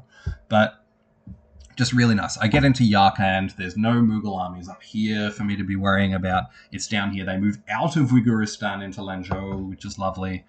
So yeah, I'm pretty happy with how this attack against Mughals is starting, except of course that I could have already been in Yarkand and I could have gotten Kabul this phase because of Russia throwing that random fucking support on Yarkand. So I've taken Trebizond, I've pieced out with Ottomans here, which is nice. Some shit's going on here. Yeah, Poland was able to dot Sarajevo the previous phase with a guess, so the Ottoman attack on Poland was stalled a little bit. But yeah, let's we'll go to the retreats map. Any important retreats? Not really. The army's blown up, which is just juicy. Yeah, that's blown up. So we'll go to the clean map before builds. I'm at 5th here, so Ajuran have overtaken me. But Aymara has rocketed way up with their huge brutal stab on Mapuche. So England, Poland, Aymara, Ajuran, and Safavid kind of the top few here. Because Inuit, they don't have that good a position because, I mean, Athapaska's just kind of re-stabbed them and taken some dots back. So it seems like there's a pretty clear top 5 at this point.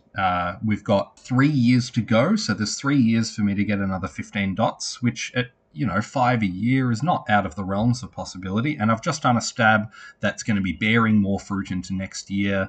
I'm in good position in Arabia here. I know Ajuran isn't getting out of it, which is smart of them, but there's a stab on. I can re-stab Russia at whatever point I want. And Poland would welcome it. And I haven't burnt all my bridges with Poland either. So, yeah. Let's go into builds. I get my build in Uzgan, which is nice. The cores are really starting to bear fruit here. And I build in Uzgan, which is great for supporting places like Turkestan. It means I'm able to do something like stab Russia. And I build a fleet in Muscat. And Ajuran wasn't very happy with me about this fleet. But I just said to them, like, hey, I just stabbed the shit out of India. I need fleets to do it. Like, look at all these dots here. They're going for places like Cochin. Portugal completely disbands here. And so I say to Ajuran, like, how do you expect me to attack India if I'm not building fleets? And Ajuran would like to say that this is me breaking the deal for me not to build too many fleets. There was no specific deal in place about how many fleets anyone was going to have. I think he just wanted the idea in place that Safavid doesn't build many fleets because I'm going to control the Indian Ocean and I'm going to be rushing at the bottom of India. And this is another example of something that Inc. put an idea into the world of something that would really benefit him. Like when he says, oh, well, I'm going to get Riyadh. And I said, well, no, that's my dot. Look at the Persian Gulf. And Inc. does this thing a lot where he starts saying things that are really good for him. And then when people push back, it's them betraying him. So I build this fleet here. To his credit, though, and as he said in his void, he didn't push back too hard against this. He just kind of acted a little bit sad that I'd built the fleet in Muscat. And I was like, yeah, I'm going to get away with this because what are you going to do about it? And also quite clearly I am attacking Mughals. So it's not a big deal at this point. I don't feel like I'm breaking any real deal here, but also I can kind of just bully my way into building this fleet here. And it puts me in a really nice position because he's not getting rid of these armies here away from Riyadh like he's meant to be. And it means I'm just still really nicely able to defend Riyadh here. I'm still nominally meant to be attacking Ottoman in his eyes, even though I don't think he knows that I've pieced out with Ottomans. So the option is open here for me to be pushing into Ajuran. I don't know if it's necessarily the right one at this point. But I do need to start getting dots because we've just got 3 years to go. So we've just done builds. Here's the clean map. And I look at this and I've been able to get all this stuff down, and I've rotated into Baiuli, I've built in Uzgen, I'm looking more solid, I've pieced with Ottomans, and I decide, okay, this stab by Poland on Russia is brutal. They're going to be taking all these dots anyway. And Zuntal was saying this to me, was like, why would you support Russia against me, because I'm going to get all these dots anyway. And I'm like, yeah, but now I can have more of a say on more of these dots because your army in Voronezh is blown up, which means I'm the clear front runner at Moscow.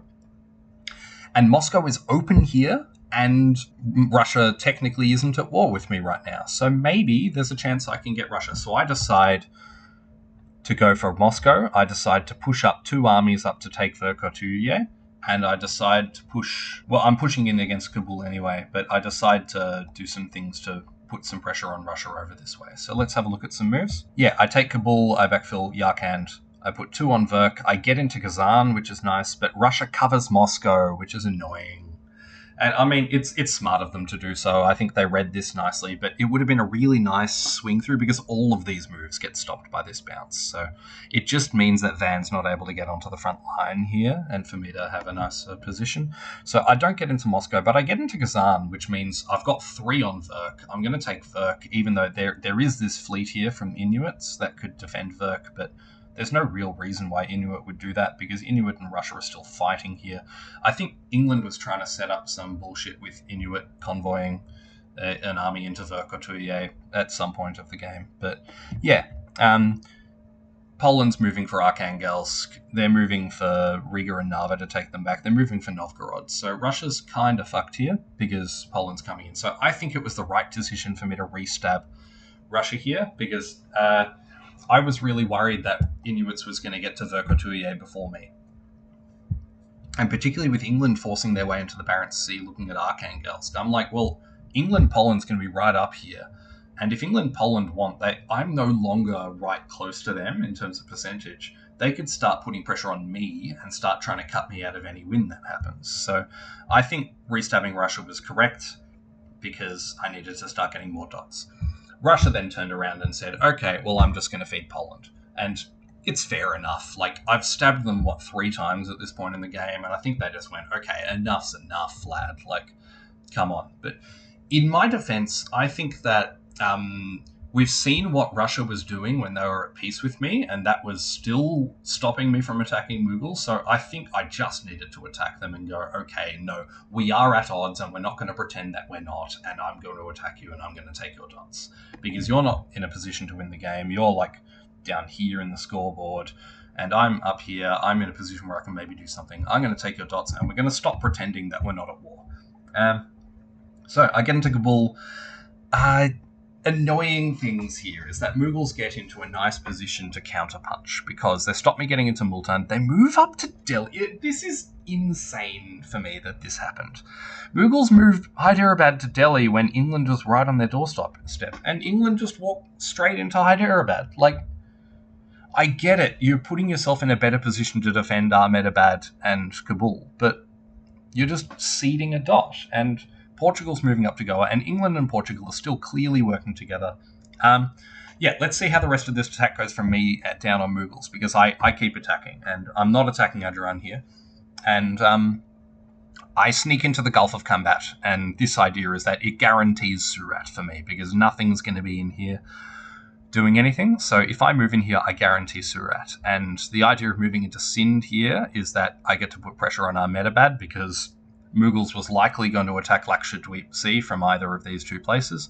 I get into the Arabian Sea to do some tapping, and I can take Ahmedabad, Kabul, Kabul, and Surat in the one turn is my idea, that I get to go +3 off Mughals, which will be a really nice turn for me, combined with the +1 from Verkhoturye. It puts me +4, keeps me in pace, kinda, to be keeping in touch with the leaders and look at making my way into an impunity. So this was a really nice spring turn from me in the attack on Mughals, and I was very happy with how a lot of this worked out. England getting into Hyderabad, I was saying, well, hey, maybe Ween, if you want me to be getting dots and starting to make my way into a possible impunity with you, because England's still top of the pops at this point, I say, well, hey, maybe you can mess with Delhi and stop them fiddling with Kabul or Ahmedabad, because that would be a really nice thing to do to show that you're willing to work with me. and that we can work together to get into an impunity. Let's go retreats. Anything important? Yeah, retreat to Oud here, and on the clean map we can see the issue is that Mughals have 3 on Kabul. I've got 3 here as well, but Russia has Turfan, and I've just stabbed Russia. So Russia can do something here. They can maybe mess. So I begin prepping, and I think this is the signature move of my game here, is prepping peace with people and telling them what dots I'm going to take off them. Which I've done twice to semi in this game. And I tried to do with Russia and Bakhchisarai here, but it isn't quite working out. And I say to Mughals, like, okay, I've attacked you here, I've taken Yarkand, I'm going to get Surat, Ahmedabad, Kabul. It's going to be pretty brutal, but after that, there's not a lot I can get from you. And I'm trying to say, hey, look, like, I'm willing to peace you here because England just stabbed you in Hyderabad again. So you want to be my friends again, right? So I say to Rowdy, I say, hey, I'm going to take these 3, but then we're going to peace. And Rowdy says, I'm fine with you taking those 3, but I would love it if you only took 2 this turn because I don't want to be losing too many troops at once. And so I say, well, I'm going to attack all 3, but if you do moves that defend in a way that you keep one of them, then that's fine, and I'll leave that up to you to kind of figure that one out. Because this is good because it gives me the plausible deniability to keep attacking in a way that I take all 3. And if I take all 3, sorry, I guess it just didn't work out in the moves. And I don't know at this point whether I'm actually piecing out Mughals or not, but it's good to have the conversation because it at least gets them a little bit more likely to not do moves that are really going to annoy me. And it puts them, maybe they're going to start focusing more on England. Maybe they're going to look at, piecing out with Ayutthaya, that kind of thing. And we're going to be able to put some pressure on to make sure England doesn't race away with a solo. Although I think at this point it's more likely a duo with Poland and England, or maybe a trio with Aymara. I'm not sure exactly where the calcs were at this stage. But yeah, so I start prepping peace with Mughals. I'm not prepping peace with Russia because I know they're going to int into me all game. And I've got armies here, but they're in nice position defensively here, and also for me to be controlling Arabia a bit more. And I'm being very friendly to Adjuran here. I've got my fleet in Riyadh. We're all best friends. It's all fine. Let's go on to fall. And this is a tragic turn for me, this game. And this is, I would say this is the worst phase of the game for me. And it's not all, the end of the world. Like, look, hey, I got into Verkhotuye and I get into Nenetsia, which is nice because it means I can help put pressure on Moscow in the future because Russia's still there. I get into Shapsug, which is nice because Tiflis at the moment's doing nothing, and now it's another army that can defend Kharkov in the future, because Kazan moving always meant that Kharkov was going to be a risk. I get into Verkhotuye, which is nice, and Inuits, they're not meddling with me at all.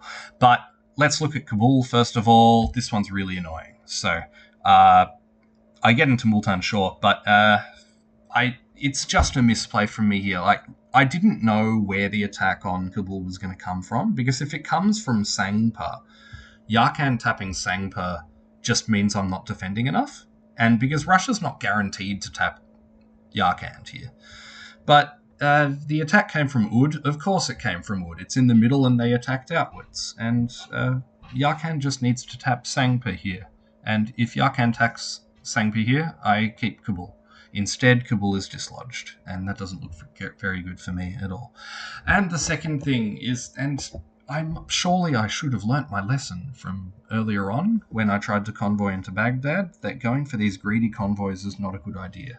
And Mughals read my mind completely, and they supported themselves into the Gulf of Kutch, which dislodged the fleet and disrupted the convoy from Bandar Abbas into Ahmedabad. This was really, really greedy play from me. So not only don't I get Kabul, I also miss out on Ahmedabad. And so my +3 that in press I'd agreed with Mughals would only be a +2 ends up being a +1 from them. And it's just shocking. I only go +2 this phase, and this is the third last year. I needed to be going at +5 in each of the last 3 years in order to make 100%, and I go +2 because I'm a dick. And just look at this. I could have easily just supported Gulf of Kutch into Ahmedabad and tapped Lakshadweep C, as I did, and that gets me in. I get Surat, sure, but that was the one that was 100% guaranteed, and I misplay on both of these, and it stalls me like crazy. So, misplays over here against Mughals. Fortunately, Mughals and Ayutthaya start working together against England, which looks nice for me. We've covered the Russia situation, and here's the next thing to look at. And right before this phase, and Adjuran had already put off convoying out of Arabia by a year, and I'd been giving them a lot of rope and like, hey, you're going to take Mekele with an army from Arabia here, you're going to convoy out. And they say, yep, I'm going to be convoying either Sana'a or Kathiri into Mekele. And they asked me not long before deadline, they said, hey, can you move Baghdad down to Najd and support me into Mecca? And I'm looking at this thinking, why would I do that? It gets you another dot down there. It's another reason for you to keep more armies down there, and it gets me absolutely nothing. And I'm not at war with Ottomans right now. So I say to them, no, I don't think I can spare it, sorry. Adjuran, in this turn, it felt to me like they were trying to bait me to attack Ottomans and then, attack me or something.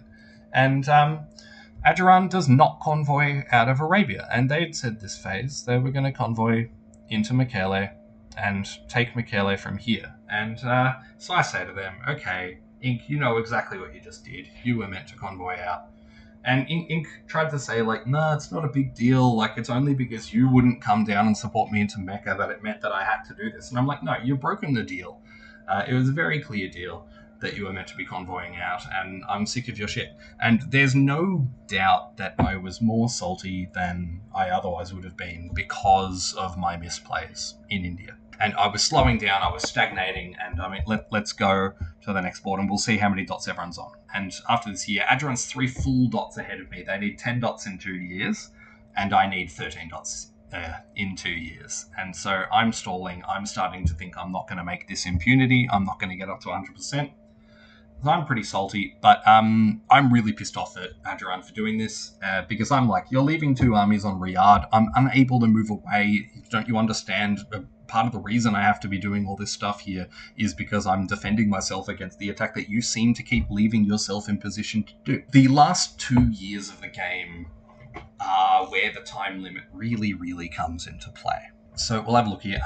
I've got a retreat to do here. I, of course, need to retreat to Strait of Hormuz because I can't risk the Mughals getting into Strait of Hormuz because Rustak, Muscat, Keshem, Bandar Abbas, that's too many supply centres to leave vulnerable. So I, of course, I'm pissed off at Adjuran, but I'm not going to just go, hey, I'm moving to Arabian Sea because there's no point. I mean, I can't take Mara immediately anyway because Adjuran just covers it. So, of course, I retreat to Strait of Hormuz here.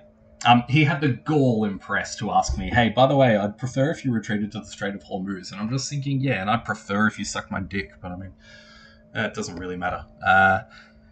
Yeah, of course I'm going to retreat to Strait of Hormuz. I'm not going to throw the game. Here's a clean map before builds. And coalition chats start happening because people are looking at the scoreboard and they're thinking England is 2 dots away from 100. Poland is 5 dots away. Aymara is 7 dots away. And it's Ink that starts a lot of these chats. And Ink starts saying to everyone, we need to watch out. These guys are going to start winning. So you guys all need to feed me dots so that I can stay close to Aymara. And yeah, there's some logic to this. Of course, we do need to keep the gap for Adjuran close enough to Aymara, because for anyone who's not aware, in Imperial Diplomacy, to get a win, you not only need to get to your victory condition, but you need to be 35% of your victory condition ahead of the person below you in the standings.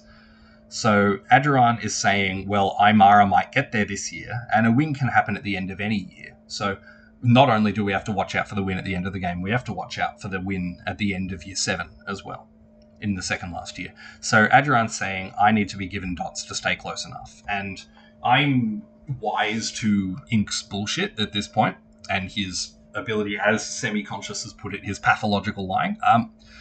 And I'm sounding pretty harsh. Ink and I did benefit a lot this game from not attacking each other. So it is not all a ruined relationship or anything. But I think what's important to point out at this point is that at this point, I'm very upset with Ink. So this influences some of what I do here. And in these chats where people are talking about, well, we need to make sure it's a draw, and you small nations will make the draw if you feed dots to Ajuran, is what Ink's saying. And it's correct, because the time limit's in play, and if there's no win, every surviving nation will draw unless something else is agreed.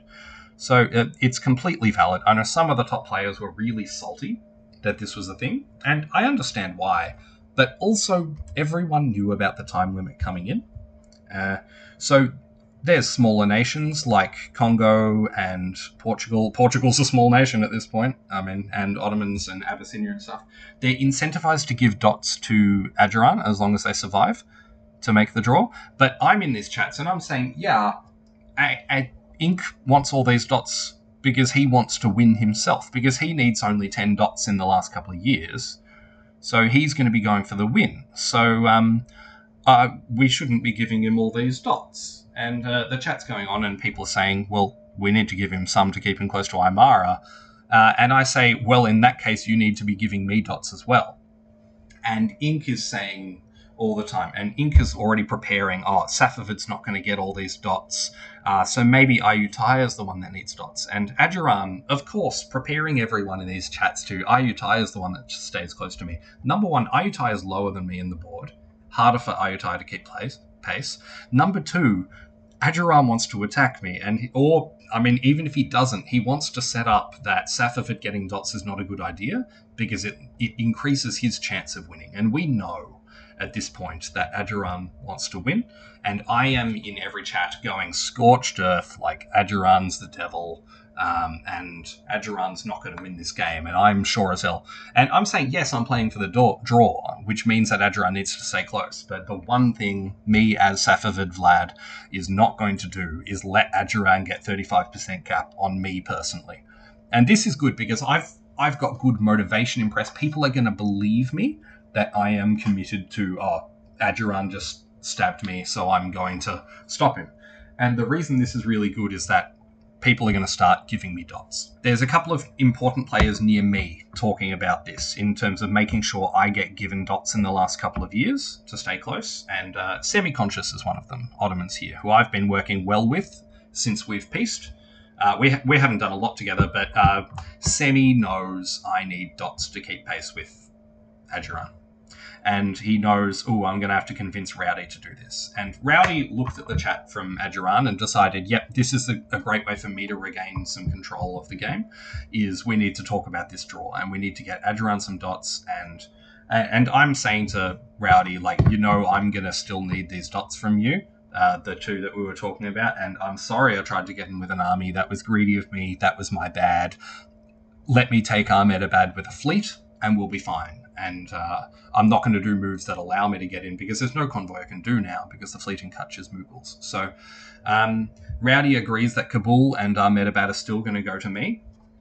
And I believe at this point we were also talking about possibly Shinning going to me, which was nice as an idea because he knows he can't defend it all that well. Ayutthaya is getting promised dots as well to make sure they can keep pace to me in case I get fed up to 100%, which doesn't look all that likely at this stage. But so I'm saying I need to stick close to Ajuran, and I'm not going to let them get gap on me.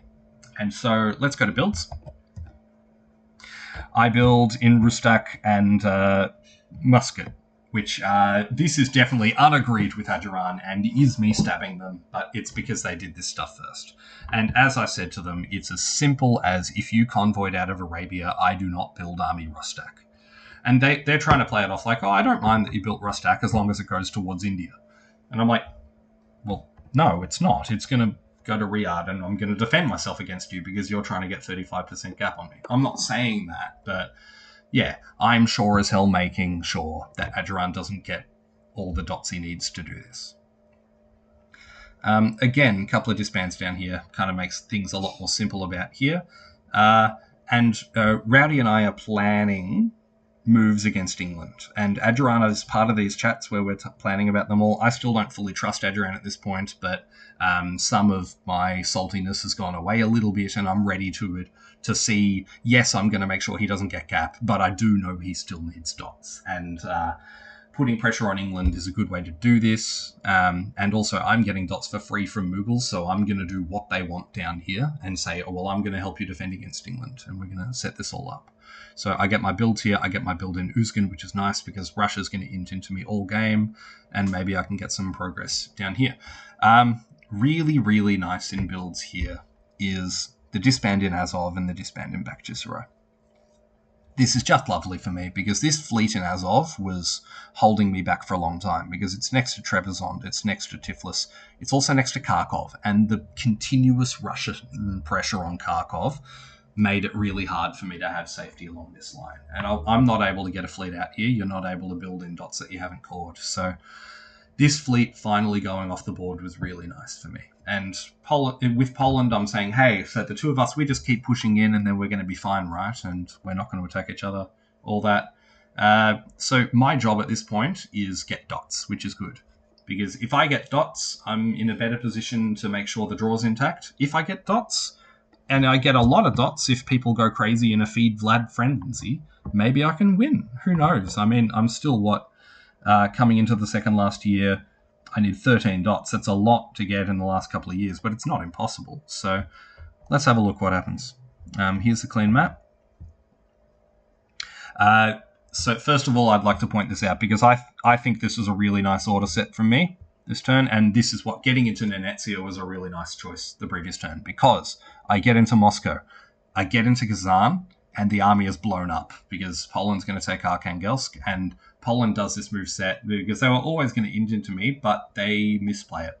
And all of these moves go through. I'm into Kharkov, I'm into Moscow, I'm still in Nenetsia, which means I can support Nenetsia properly. I'm in Kazan, which means I can support Nenetsia properly, which is great. Russia moves away from Verkhotuye, which is really nice. And yes, so Russia said to me not long before the phase, I said to them, hey, you're probably going to die in the west, and I acknowledge that you're going to int into me, but would you be willing to peace out in the east? And I think Russia put their orders in about 5 minutes before the phase, and they messaged me at the time saying, I know it's a late message, but yes, let's peace out in the east, I'm going to do something. And Russia decided to go back against Inuits and go back against Mughals and stop inting into me, which is nice because I'm thinking, okay, in the east now I don't have Russia to worry about. And I do these moves. I get into Uyghuristan nominally because I also wanted to go for Lanzhou and Jining, but also because it puts pressure on Turfan, which is nice. I've now got 2 on Turfan. I make moves that Ink is very unhappy with, and these were all unagreed with Ink, and these were all me doing things to make sure I could control his position. He takes Mecca, which we knew was going to happen, but Ottomans had asked me to come to Levant to support hold Cairo so that Adjuran didn't get Cairo. And I did it. I moved down and I moved to Najd to keep pressure on Mecca, make sure that Adjuran couldn't suddenly attack Riyadh because I'm pissed off and my armies are coming in full force. So I get my army into Rustak, which is nice because it can move to Mara, Sana'a, or Mecca from Riyadh. So it's a really flexible position for me. I get into the Arabian Sea. So I've now got 2 troops on Mara, so I could just take Mara now if I wanted to, technically. It would be a little bit tricky, but it's a move that I can do. Here are the moves that were planned in the coalition chat. And Rowdy is the genius that made this happen because Rowdy read that Wien was going to try and move to Cannanore to threaten Goa. And so the idea was I'm not going to move to Laccadive, which would be my natural move to threaten England, but instead I'm going to move to Cannanore and bounce the army. And then because I'm dislodged by this fleet coming out of Ahmedabad, I can move to Laccadive in retreats. And you'll notice I get into Ahmedabad and Mughals does this big rotation down. So I don't tap Kabul and I let the armies move away. And I get into Laccadive, I get into Bijapur to threaten Goa, to protect Goa, whatever you want to call it. But I get let into Ahmedabad, which is really nice because Mughals knows they need to give me dots. So at the moment, a lot of things here are looking really nice for the pushing for the draw idea. And if I'm getting given a whole lot of dots, that's really nice for me. Aduran's not going to get the gap because I do all these moves to put myself in position to control it. And Aduran doesn't like it, but yeah. I mean, of course they're not going to. Yeah, important retreats. We've got into Lakhadive coming here, which is really nice. Army in Moscow gets blown up, which is really nice because it's a spring turn. Let's talk about the clean map before here. Now, first important area to talk about on the map here, because I know Poland is looking very strong. They're growing a lot. They're getting English dots because at this point, Wien Hayek was really salty that people were moving to stop the win, saying, well, if you do this, I'm just going to throw to a Poland solo or to a Poland Aymara duo. And started doing things to make sure that people would believe her when she said this, and started doing things like letting Poland take some of her dots. So Poland's soloing was an issue. I knew that this line here was not stalemated, because even if we discount Kara C here, once Poland gets into Voronezh, they can tap Kharkov with Bakhchisarai, and then attack Moscow with Voronezh, with support from Bryansk, Novgorod, and Arkhangelsk. That's 4 on the 3 defending here, and they'd get into Moscow. I do have counterplays against this, and that involves Moscow moving to Arkhangelsk and taking it, because Russia's unable to support Arkhangelsk in this, and I can move Moscow to Arkhangelsk, and Nenetsia supports it, Kharkov to Moscow with support from Kazan. And we're looking a lot nicer if this is able to happen. So it's a very unclear line here, but I'm pretty sure Poland's going to attack me and go for some more dots. So that's what I'm wondering here, is what do I do about this? Nicely here, I say, well, I'm going to stop Aduran taking Cairo, so I'm going to tap Mecca, I'm going to support hold Cairo, Abyssinia, who knows what they're doing. Setting up here, I'm not going to take Mara, but I'm sure as hell going to be in position to control you in the last year, Ink. Yeah, I'm looking at getting Kabul, and hey, I'm Russia's best friend now because he moved east again, so I surely wouldn't do something like attack him. Let's see how this all goes in the fall. First of all, here, and tragic again, is that Poland gets into Moscow. And I went for the defensive resource of Moscow to Arkhangelsk. And if I'd just sat there and support hold it, I would have lost Moscow because of a tap on Nenetsia from Kara C from Russia and a tap on Kharkov from Bakhchisarai. So this was the correct play to go for, but it failed because Russia moved to Nenetsia and moved to Moscow and didn't do anything here. And what Poland said to Russia was, I'm going to support you to Moscow, so you need to tap Nenetsia. And Poland just lied, and Poland took Moscow for themselves.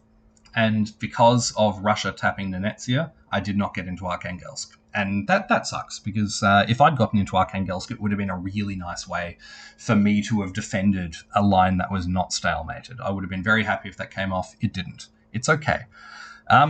So I was tapping Mecca, and Semi decided to support me in because Semi likes me more than Ink. I think Ink had been pulling some of the bullshit he'd been pulling with a lot of people with Semi. Semi didn't like Ink very much and decided to support me into Mecca. And I get into Mecca, which is really nice because Aduran focuses on Mekele here because Abyssinia is attacking them. So I get into Mecca, which is lovely. I go to Baghdad, which is nice to kind of cover a few things. Let's look at India. And I get convoyed into Kannanore, which is really nice because from Kannanore, I can go for Cochin. From Kannanore, I can go for Ballari. From Kannanore, I can go for Goa. And here's where my plausible deniability is nice, because I supported Ink into Maldives. Because, yeah, we need to keep him up against Aymara, and there was the potential Aymara was going to be fed a whole lot of dots and that they could possibly win. So we needed to prevent the win this year, and we'll have a look at the scoreboard soon. But keeping Aduran close enough to Aymara, just in case, was one of the ideas, and that's why I was convinced to support Aduran to Maldives. And that's why it's nice that I've got the plausible deniability that, I didn't know Semi was going to support me to Mecca, even though, I made sure that Semi knew I was tapping Mecca. So this was always a possibility, which was really nice. And, Ink tried to support Abyssinia to Cairo, to mess with Ottomans and all that. So, yeah, some nice stuff here. I don't take Mara, but I'm in nice position here. I do these taps just in case Mugs tries to do anything. Yeah, so I walk into Zaisan, and I've now got 3 on Turfan, which is really nice, because I'm guaranteed Turfan next year, which is great. And Mugs follows through, and I get into Kabul. And interesting, I got one over Ween here, because Ween had promised to support Bijapur to Goa, and I said to her, yes, I'm going to take that. And because of that, if I had tapped Goa, she wanted me to tap Goa. It's clear why, because she wanted to be able to attack Hyderabad and all this stuff, and she's supporting herself in, and it doesn't work. And if I tap Goa here, then Delhi doesn't get into Hyderabad, Kabul doesn't get into Delhi, and I don't get into Kabul. So when people like Ween say to me, like, hey, maybe you should have been going for some dots, and maybe you should have accepted my support into Goa. If I accept your support into Goa, I don't get Kabul. So these are the things to balance out in terms of what dots I'm able to actually get here. So I think that this was the correct move to screw Ween over here with Goa, because I'm getting Ahmedabad, I'm getting Kabul, and I'm getting into nice position on Turfan here to screw Russia over, who's been screwing me all game. So I'm pretty happy here. Let's have a look at the next phase. Both these armies blown up, which is lovely from Russia. Sorry, that one's me, isn't it? My army in Moscow gets blown up, which is sad, because Poland's in that position against me. But we can look at the scoreboard, and I'm up to 26. I'm still in 5th place, and no one wins, because England is 1 below VSC. Aymara and Poland have both reached VSC. Poland is above VSC. And Adjaran is well and truly close enough. I mean, England wasn't even in position to win this year, which was nice. Yeah, I'm still close enough to Adjaran, and I think the top couple of nations now realise, the top 3 realise they're not going to get this 3-way, because there's no way that Ink is not going to be close enough to them to stop this. And so a lot of chats start happening where Ween is trying to organise different wins, because she's really unhappy that there's going to be a draw because of the time limit. She's been flaming people for feeding dots to people like me and Ink and Swiliu and Athapaska, because she thinks that these people have nothing to play for and are just feeding to throw the game. And in the view of these middle nations, they're playing for a draw by feeding dots to us, and I'm very happy to be receiving these dots. But these people, like Inuit has been feeding Athapaska, and Mughals has been feeding me, Ottomans is feeding me, and so these people do have something to play for, and it's a draw. But in trying to calculate a way to make sure that the game is not a draw, a lot of chats start coming up with Poland, Aymara, Ink, England, myself, and then eventually the big one that starts is a 7-way chat with all of the top 7 nations in the game. And the idea is there's 1 year to go, and what we can do is Poland can feed me dots to get me up to 36, and Adjaran's going to be getting dots from Portugal and Congo and a few other places, and Ayutthaya is going to be growing a lot, and we can all start feeding Ayutthaya dots. And Athapaska over here can be fed a whole lot of dots by England up in America. So all these people are saying nominally we're going to go for a 7-way victory, because Tokugawa is not going to be close enough to keep gap to any of us. And what they would have us believe is that all of us are going to be cut in for a win. And I'm pretty skeptical about this, because it requires Zuntol feeding me dots here, and Zuntol just attacked me up here. And I think they're trying to go along with the line of, oh, well, now looking at the board, it's clear that you guys are all going to daisy chain and there's not going to be a win. In my mind, they still could think that they could cut me and that Adjaran could get up to 100. I could be tanked. Ayutthaya could be tanked. Athapaska could be tanked, and they can get the 4-way. And so I'm saying to them, no, I'm going to do plays that mean that I make sure there's no draw. The more this goes on, I'm basically saying if I'm given dots, I'm not going to complain. And if you guys can set things up where I get given a lot of dots, that's good for me, because it stops me getting gapped by Adju, and it also means that maybe I could win. So I'm not playing fully for this win at this point, but I'm entertaining the idea of being fed dots. And I'm saying to Zuntol, if you're feeding me dots, I need to see really concrete evidence from you that you're going to feed me dots. So let's have a look at the clean map. coming into the last year. So at this point, I am at 26, and I need 10 dots to win. And I'm trying to count where my dots come from. Now, I think Cairo is a dot I can get. Semi has promised that he will let me into Smyrna, and that's another dot there, so that's 2. I can get Goa in conjunction with help from England, which is nice. So that's another one there. My plan is to sneak Kabul into Oud, and with no retreats happening around here, Oud can sneak into Kathmandu.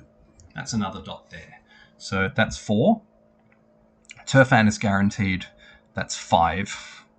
And here's where it gets tricky, is that I probably need 4 dots donated from Poland. I need Arkhangelsk, Novgorod, Moscow, and Bakhchisarai.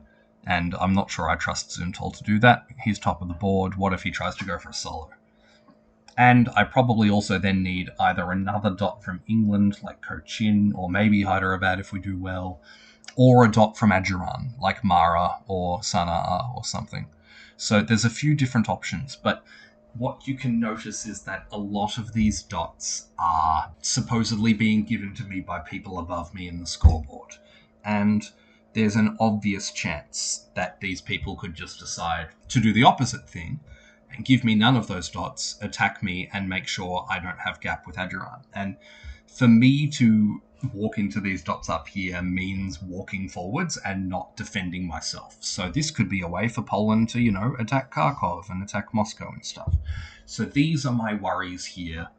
But at the same time, if people want to give me dots, I'm not going to complain. So let's have a look at builds here. I get armies off to, convoy and make sure I'm solid and everything. And all of this. 2 disbands here is really nice because now I can do some stuff against Mughals.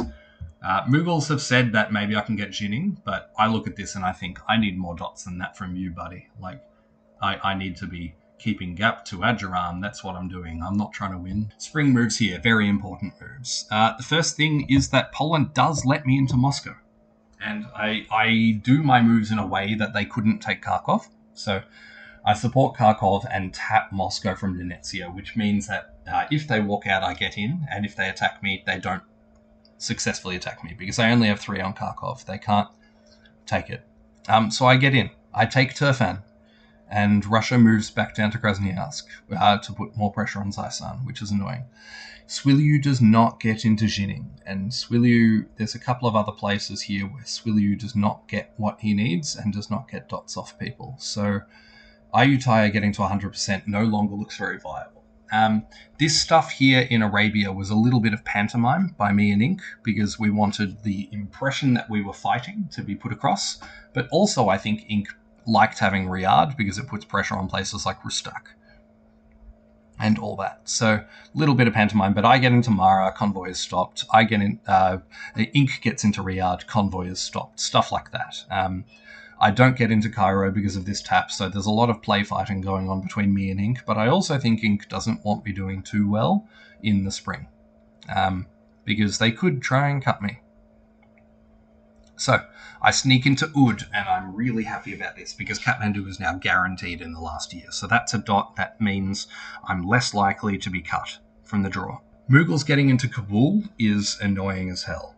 I'm able to take it back just fine in the next year because both Multan and Yarkand are next to it and can take it fine. Oud is not needed for that. But what it means is that Yarkand can no longer support Turfan against Russia's attack, and Russia has 3 on Turfan. We may as well go to the clean map after retreats. I'm not sure many retreats really matter here. Yeah, so Russia has 3 on Turfan. Krasnoyarsk can tap Zaisan, which would stop that happening. So Turfan can't support attack while, Yarkand basically is unable to support Turfan, which means that Uyghuristan needs to support Turfan.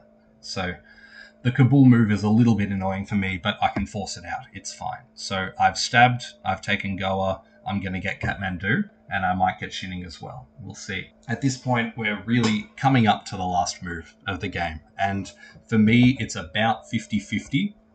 Whether the Cabal, whether the top few nations are going to stab me, or whether they're going to feed me. Because what I notice here is, yes, Poland let me into Moscow, but Poland, if I try and walk into Ark, Nov, and back, Poland can not just take Moscow back, they can also take Kharkov. So, and they will have known this, doing this, that this was the best way for them to try and take Kharkov and Moscow, if this is what they want to do. So by no means am I satisfied that I'll definitely be getting these dots. But for me to get my dots into the last year, I need all of these dots. So once again, the dot count is tight.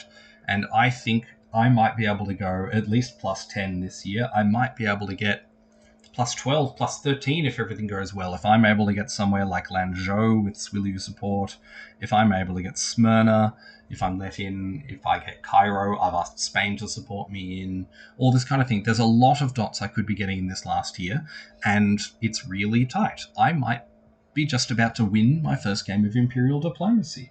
Or I might be cut and I might be about to lose my first game of Imperial to the Cabal.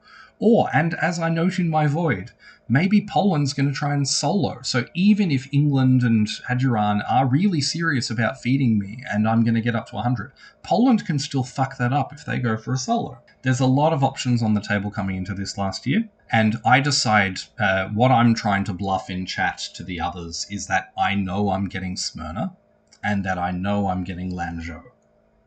And, or even if I don't know 100%, both of them are nebulous enough that the Cabal can't know for sure that I won't get them. Because if they try to cut me and I still hold enough dots that I keep 35% dot gap, then they don't win. So they need to weigh up whether they think they can cut me or whether it's better for them to include me. And I'm trying to make the case in press as best as possible that they should be including me. So I decide to go for the win. And I could have just decided to hold in Moscow here and see what happens, but I decide to go for the win and get as many dots as I can in the last turn.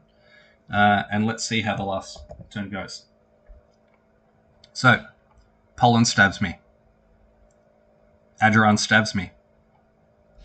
England stabs me. I get into Lanzhou, and so it is clear the Cabal of the top few nations decided to cut me. And so the question I'm thinking when I see this is, oh, well, have I done enough to make sure I keep gap to Hadjiran?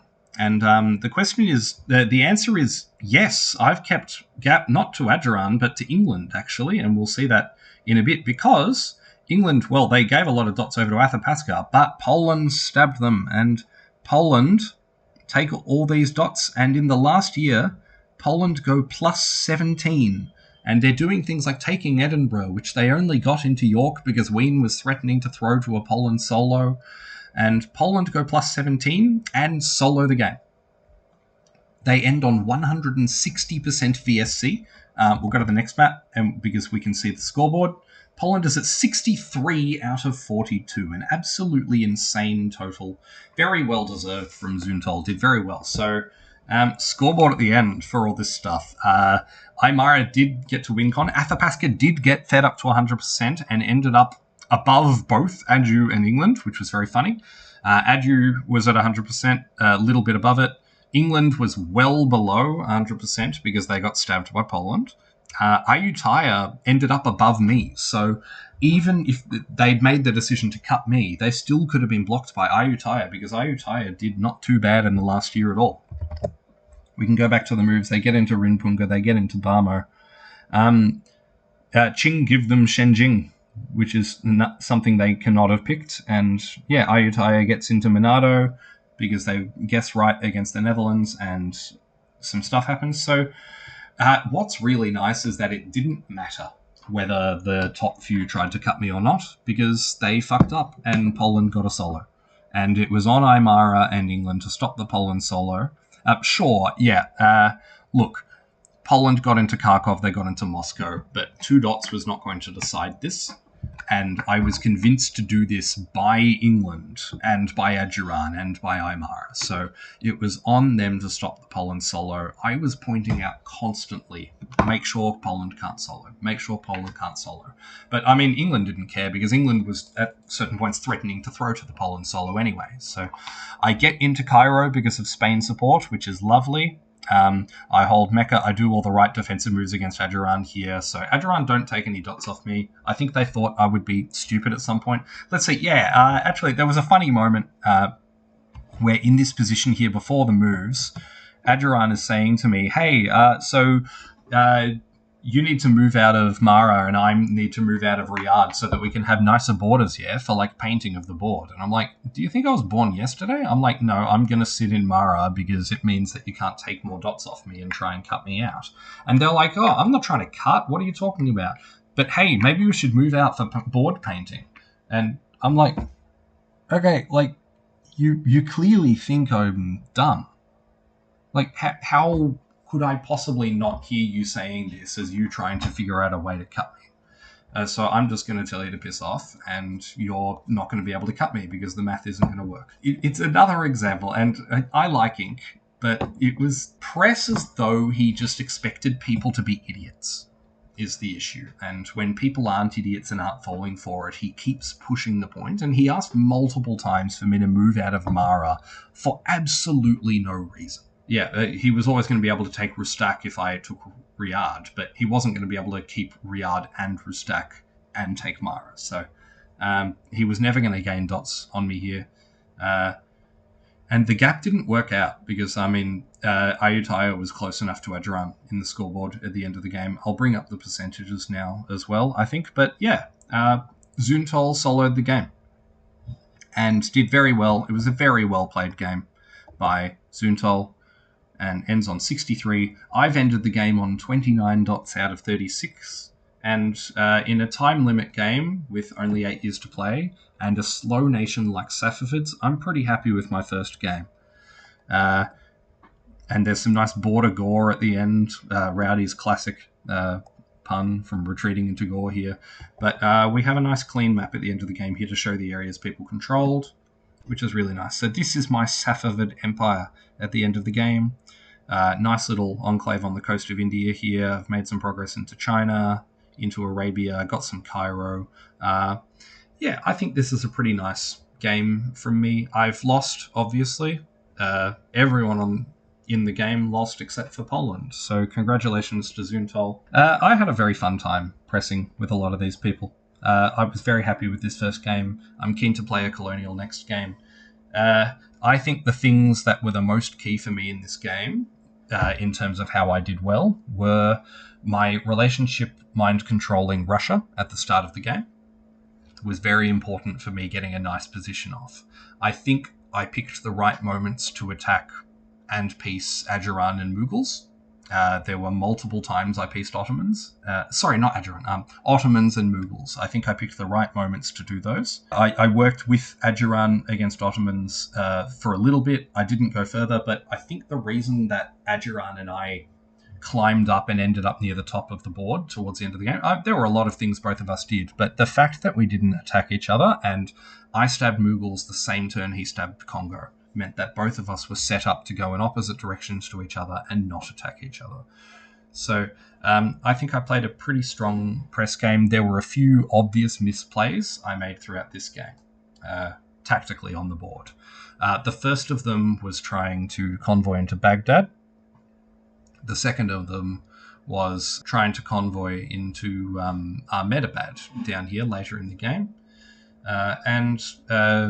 I also defended poorly against Kabul, so I think the turn that cost me the most in this game was that misjudgment of the attack on Mughals. But there were a few other things that stalled my approach as well, like Russia randomly supporting Turfan for no reason.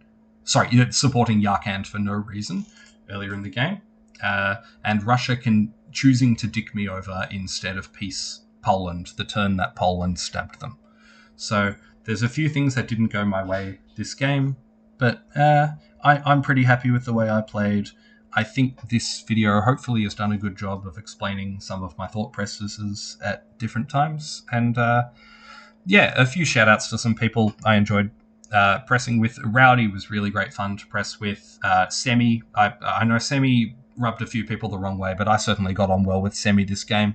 Zoontol pissed me off a number of times, but in the way that a good manipulative press player pisses someone off. So well done to Zoontol. It was a deserved win.